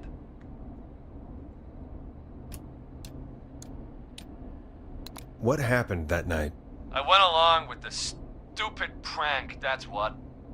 Whistling night. Some of the guys on the football team had an idea for a way we could haze the newcomers. We decided to plan a party in the woods and have the Whistling Man crash it. It was stupid. We each had a role. I was the stabbed friend. At the party that night, I left the group for a second. Met our whistling man. Pretended to get stabbed in front of everyone. Started an almighty panic. Those screams. That was the last time I saw or heard George alive. How did George die, Jason? I don't know. I was playing dead. Heard her scream. But when I heard her scream... Ricky mentioned a girl named Bean. Is that who you mean? Bean? Oh yeah. I guess George did call her that. Yeah. He called her Bean. I heard her again tonight, Forrest. Her name was... What? Oh my, no, the truth! What happened? Are we still on air? M. Starts with an M. How do we get it back on? God damn it, gotta go into the basement again. I knew this would happen. An emergency broadcast? Emergency? You know, nuclear war, alien attack, broadcasting a serial killer's location to the cops so we can end this nightmare. Fair point. It's in the storage area, in the far back corner, up on the wall. You might have spotted it earlier when you were digging around for all those tapes. It'll have a big red button. Just press that. Oh. So in the basement, okay. Oh my god. Okay. Hopefully no one stabs me in the dark.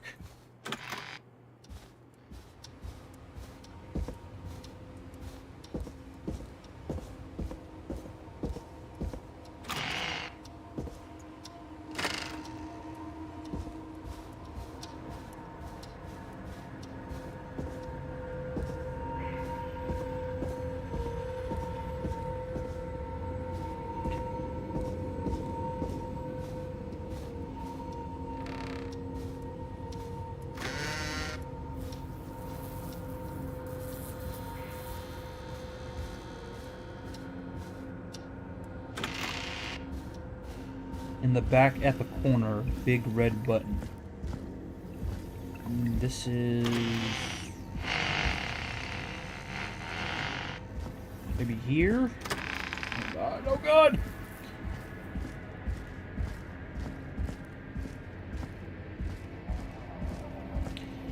Okay, did I not go in the right direction?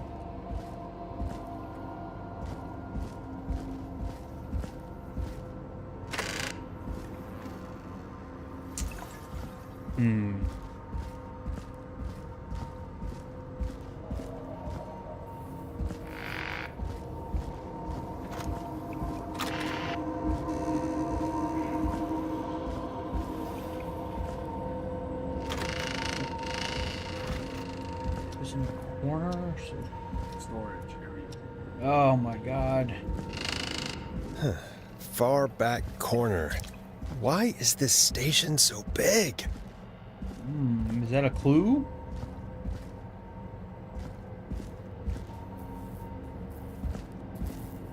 Is it this corner? Oh, that one right there. That must be it. Boom! We've got power. Whistling man. I didn't even do anything. I need to warn Peggy. Hey, you know, oh, where was the, it's back here. That was, the microphone's back here. Peggy, no! Is Peggy somehow connected to all of this?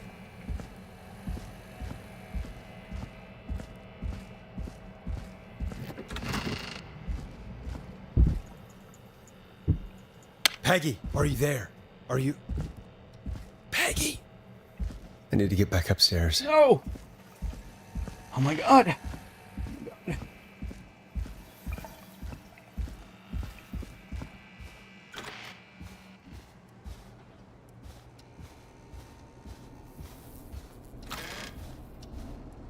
What the hell? What happened? What did I miss? Did I miss something?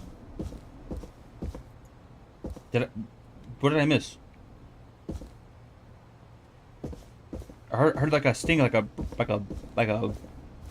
jump scare noise, and then he said, "What the hell?" But I didn't see anything.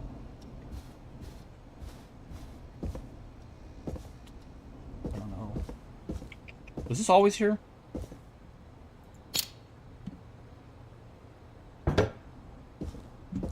Anyways, we need to go back upstairs.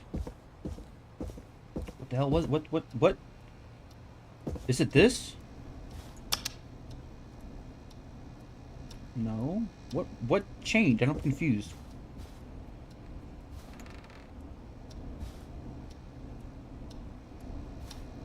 What am I missing here?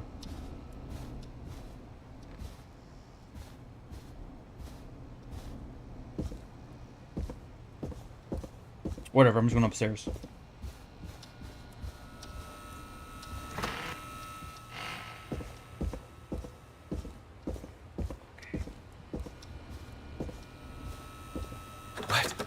Why is it locked? Oh no. No! I'm finally in the office. Vertigo. I don't know. Peggy! Where'd you go?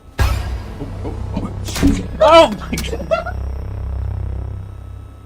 No way. This can't be happening. What are you doing?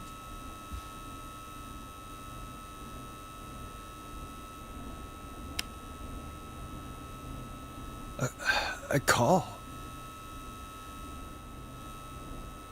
So there's the killer. Where's Peggy?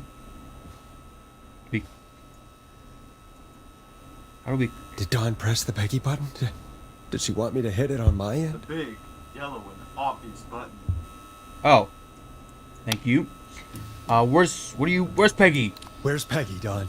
Have some patience, Forrest. Wait, it was Dawn the whole time? Night, almost the end of the show. Oh my god. It's not over just yet. Got a little time still. I don't believe it. So let's make the most of it. You mean I'd rather not? What do you mean? What do you mean? Make the most of it how? Well... I thought we'd end tonight's Whistling Man special with a special guest. The one who started it all. Let me take that out of your mouth and... You crazy bitch!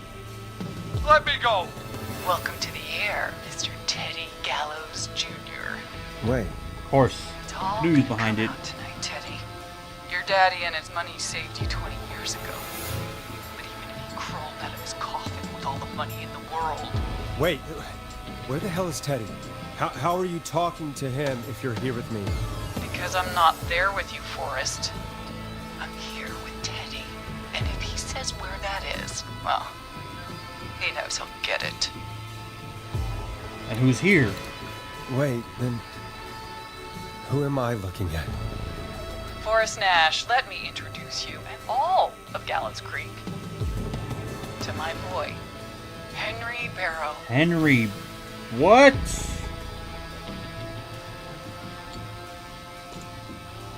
Son's a lot. Hi, Henry. This is a lot. Your son? Your son? You mean you... Wait, that he... Yes, Forrest. So there were multiple and people. I have Okay. a son. So there were two Oh. whistling. Of course. That explains how you were always able to get around town so quickly. And Murphy, he was right, wasn't he? He did fight a man. He did. I taught my boy to never run away from a fight. Hang on. Did you say Barrow? Then are you... Let me just get this mask off. Damn uncomfortable thing. No wonder Mooney went crazy wearing this. There we go. Marie Campbell? George's old girl. Oh, well, it sure has been years since I last saw. Oh, God damn it.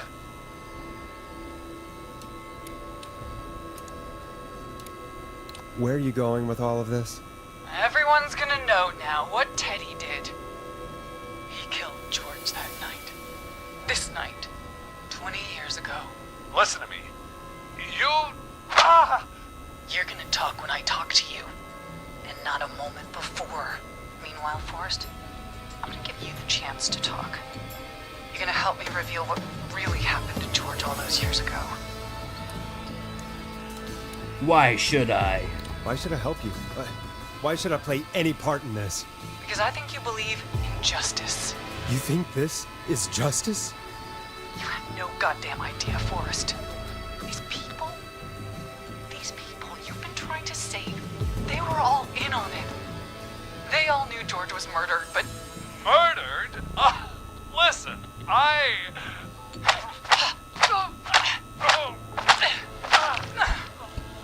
I said you speak when you're spoken to. Now, I know you've done some good work tonight in piecing together what happened to George 20 years ago, and that's why I want you to interview us. I don't think we really have a choice, and I kind of want to figure out. I'll say, if you say so. If you say so. I'm not really in a position to argue. I'm happy we have your cooperation. Do a good job. And hell, you might be the What about Peggy? one to leave here alive.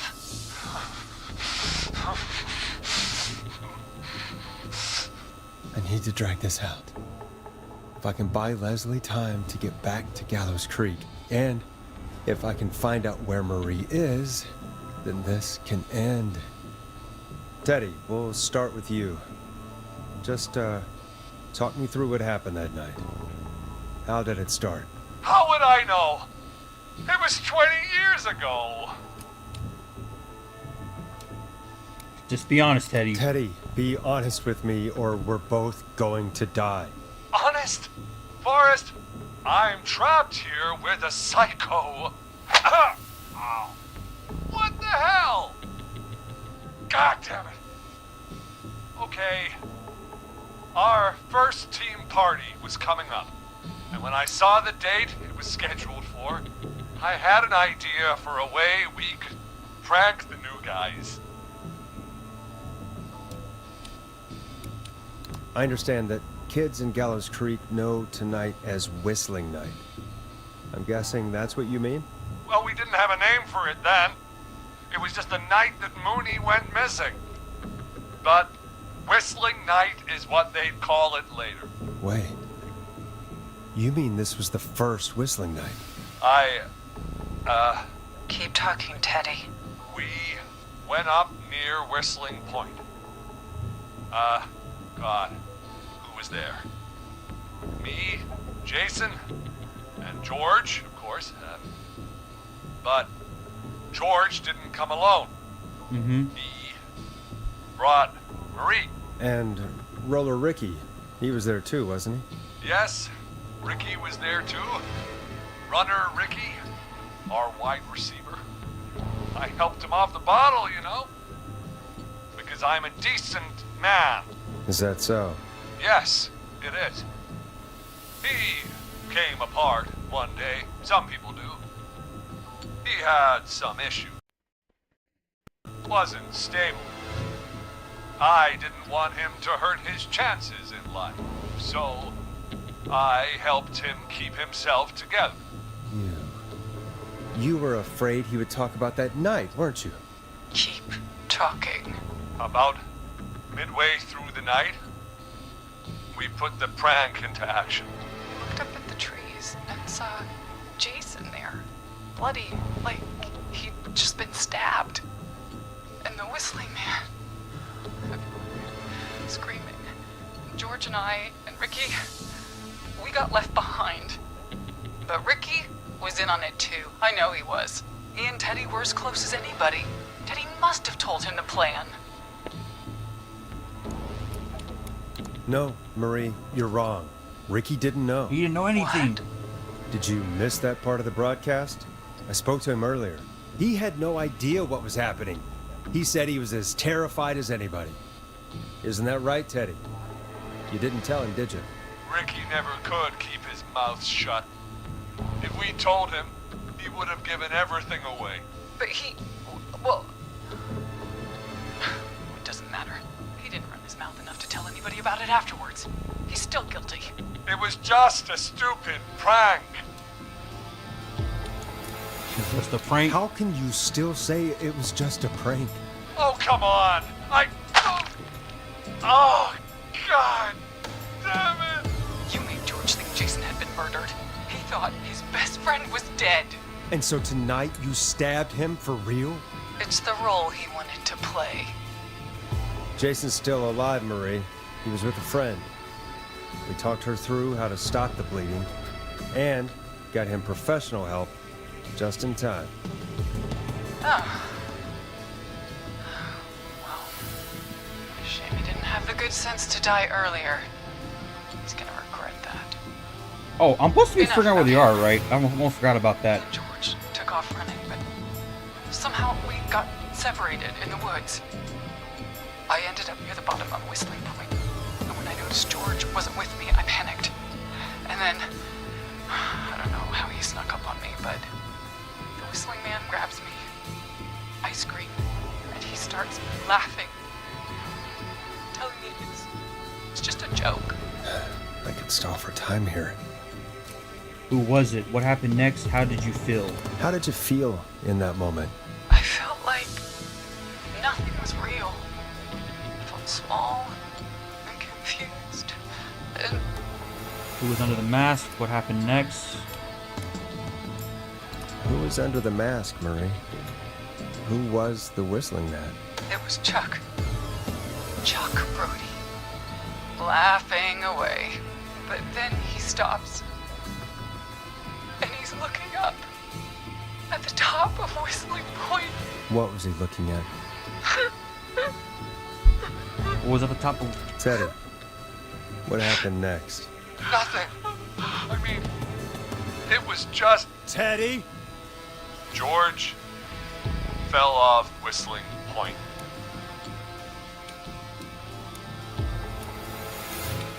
Why did he fall? How do you know? Why? Where were you?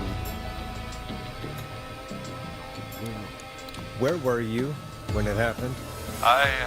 You pushed him. You were up there. You were dressed as the Whistling Man too, and... I didn't push him, God damn it! I just chased him up there and he kept backing up. When I saw he was about to go over, I reached out. That's what you saw. You liar. It's not my fault. He didn't know it was a joke. If he'd had any brains, he would have realized. Ugh. You bitch. No one's going to believe this. After all you did.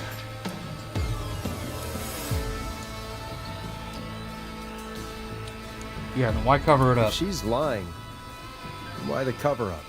My future was at stake, Nash. You know what it's like. People like us are bred for bigger things. Okay. I'm going to be the mayor of this town, Forrest. And then governor. And then, who knows? What happened that night was tragic. It should never have happened. But it was a mistake. It was just a stupid joke gone wrong. So my father sent Clive out to clean it up. Okay. Why should a blip ruin my future? George was a blip? He wasn't a blip, Marie. His father covered it up from there. I searched for George's body all night, but Sandra found him the next morning while out jazz running. she found him in the river, but she lied about that to protect Teddy. She said something about her rent going up, unless she... Teddy, did your father own Sandra Sharp's dance studio? It's Gallows Creek, not Sharp Creek. I'd answer the question if I were you, Teddy. Yes, okay. We own most of the town. That's it then. Your father was going to run her out of business, unless she lied and said she found him in the reservoir instead of the river. It's all coming What together. my father did in his business dealings is nothing to do with me. The false reports. That's why you killed Sheriff Matthews, too, isn't it, Maria? Not just to get him out of the way, but... Everyone was in on it, Forrest. Even the coroner wrote a fake report. Said George was drinking. That he just got himself into trouble. And... I saw. I'm sorry. For all it's worth, Virginia didn't have much of a choice. She had a sick sister whose treatments she couldn't afford. She played along with the gallows to save her sister's life. And her own. Even still, she should have told the truth. I did my part. I tried everything I could think of. I even went to the newspaper, but no, that coward killed the story. But Maurice Russell is dead now. You didn't save him. When will the killing end? You have been through hell? You've been through hell, Marie. I'm sorry. Let's keep her talking. You've got no idea. Am I supposed to be doing something during this conversation? Because this has been going on for a while. Punished. It's coming to a stop. At least for now. Here. Okay, where did George and... Where George and I first met. Before he joined your football team. It was right after he shot the winning throw. Wait a sec. Where was Marie? I don't remember. It's on the board right there. Oh my god. Did I write it down? Where the school gym, the football field. I guess the football field. You're at the football field. Jesus Christ! Forrest, you idiot! We're in the gym at Gallows The gym? Creek High. What? I'm so I told confused. you not to do that. Wait. He's... Did I mess up? Dead too now, isn't he? He is. God damn it. Anyway, I think that about wraps up the interview with Teddy. So... Marie? Where? Oh my god. Peggy! Teddy! Peggy, it's been so long since I've seen your face. I worried you wouldn't come. And here I was, thinking you'd forgot me. I'd never forget my own sister. Sister? Sister? Peggy, what's happening? Why are you even there? Wanna explain, Peggy? Earlier, while you were speaking to Jason, I got a call. Do you Oh, yep, I remember? remember that. Well, it was from Dawn. She said that my sister Marie was there that night George died, and that I should come to the gym for a reunion. And when you walked in, you found out. That my sister is the Whistling Man. Good to see you too, Peggy. Why didn't you tell me any of this? She said that it was my last chance to see my sister. I knew if I told you, you'd try to stop me or come with me when we need you on the radio. And I just... I'm sorry. This has to be a lot for you. I just... What happened to you, Marie? You just disappeared one day. Disappeared? I was thrown out, Peggy. I begged Mom and Dad to do something about what happened that night, but did they care? No, they told me to stay quiet. They only cared when they learned I'd been with George. And Marie, I'm so sorry. I never knew. it's not your fault. Really, it's Mom and Dad I should be seeing right now. But since they're dead and gone, well, I'll have to settle for the next best thing. Next best thing? No! This is why you attacked Eugene? Who's Eugene?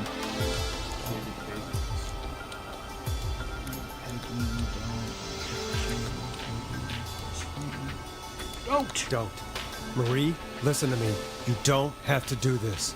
Someone has to pay for what they did. Marie, please. Mom and Dad are gone, Peggy.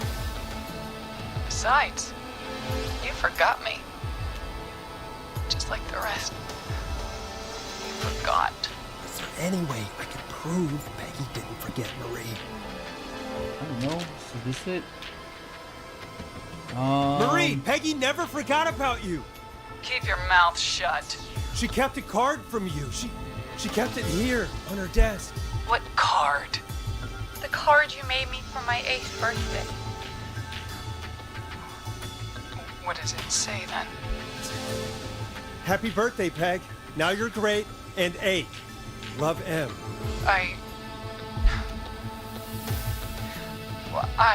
Henderson police! Freeze! No! Henry! Get out of there! Peggy! We have 1 wounded, 1 dead, and we're in pursuit of the suspect. Henderson police! Freeze! Forrest! Leslie, how's Peggy? She's been cut pretty bad, but we're here now. I'll be okay. God, Marie! Hey, Zara! I need you to look after Peggy. She needs help. Now, we got here just in the nick of time. Where's Marie? She bolted right as we got here. The police are right on her heels. It won't be long now. It's over, Forrest. That was a hell of a long folks, conversation. It was a long night, but we made it through together. You know, I'm gonna head off to go check on Peggy. This has been Forrest Nash. It's been a scream. Is this it? Is this the last thing? Both killers got away.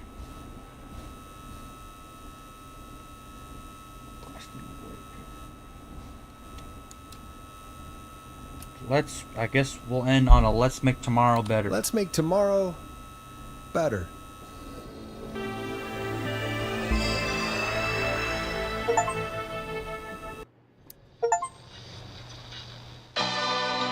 I got 2 people killed.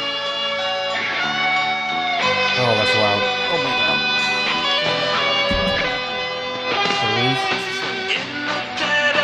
I'm not gonna lie, I kind of ran out of steam at the end because I was like, when this covers, I was like, wait. This is Officer Trout. Come in.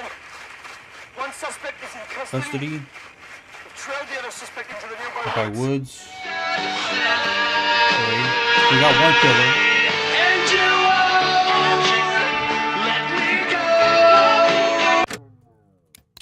It is kind of loud.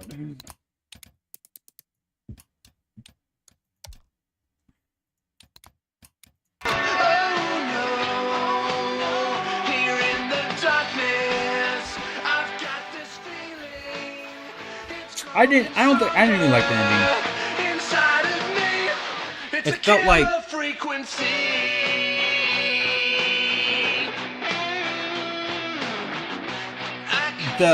the part where they said, "Oh, there's 2 killers. That's how they could get around town quickly." It felt very cliche, and the fact that the killer was Don the whole time, it was kind of flat.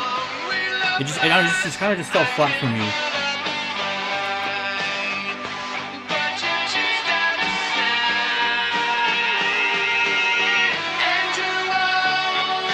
But I mean, it makes sense though.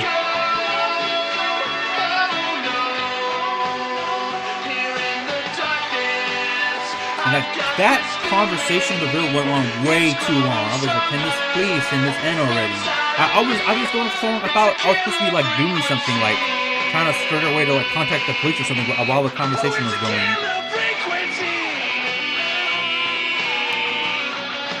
So what the hell was the deal with Barbara? She was just a random character? Nothing? That's it? Surprisingly, a lot of people thought it was Barbara. No, she's gonna jump off, but she's gonna survive. Watch.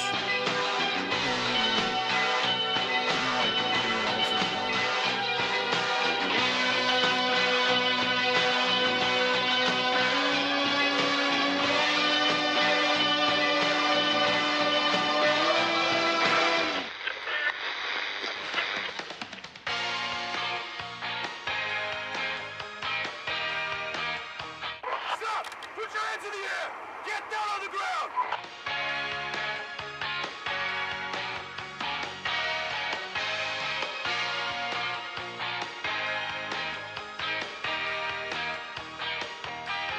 Don't move! Nobody else has to get hurt!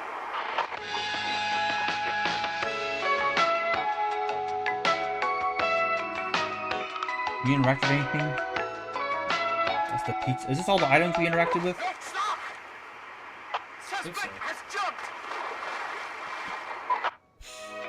You're not gonna be able to find the body. Watch. Wait, is this where I live? Officer Lugo, do you have a visual? Negative. No sign of the suspect anywhere. Yep. Or is this the serial killer's apartment? A lot of serial killers.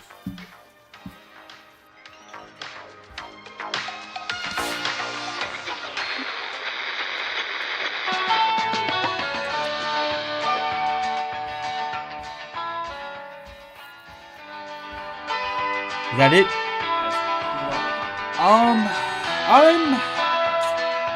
I am a little bit disappointed in that. It just felt like a, like, oh, we're here now. We're gonna tell you everything. Like, I wish that. Oh, there's more radio static. I wish there was more to it, because it just felt like at the end it was like the only decision we had to make was if this helped save the mayor or the mayor candidate and helped save Peggy. That was it. Everything else, like trying to figure out, like we didn't put the mystery together at the end. It was just kind of just like told to us. But it was cool. I really liked the I liked it a lot actually. Just the ending was kind of like but I liked it a lot. I liked it was a really cool concept. Really? Yes. A lot of people figured it out. Figured what out? I think you just made it too complicated for yourself. No, I figured it out. I even said, like, yeah, that makes sense. The girlfriend wants revenge, blah, blah, blah. Like, I figured it out. I understood that it was... I expected there to be, like, one final, like, twist. Like, just one more at the end. You know what I mean? Because it felt like we figured out... It feels like we figured out the puzzle 40 minutes before the end. You know what I mean? And as a mystery, it's like you want the final twist to be, like, at the end.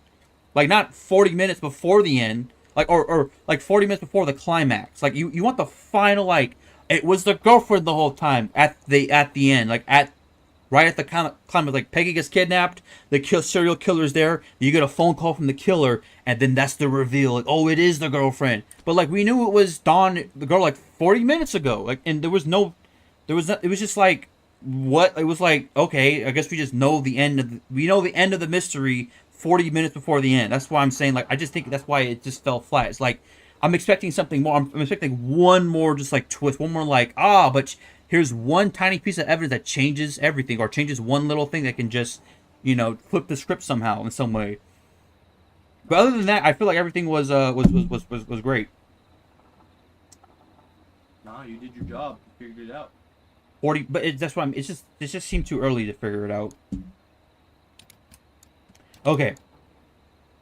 And the thing is this, I still think at the plot hole, the serial killer intentionally sent in a tape to the radio station to hide the voice of like right, but then the same killer called in and used their normal voice. Why even hide the voice the first time? Why not just, I don't know, it just seemed weird.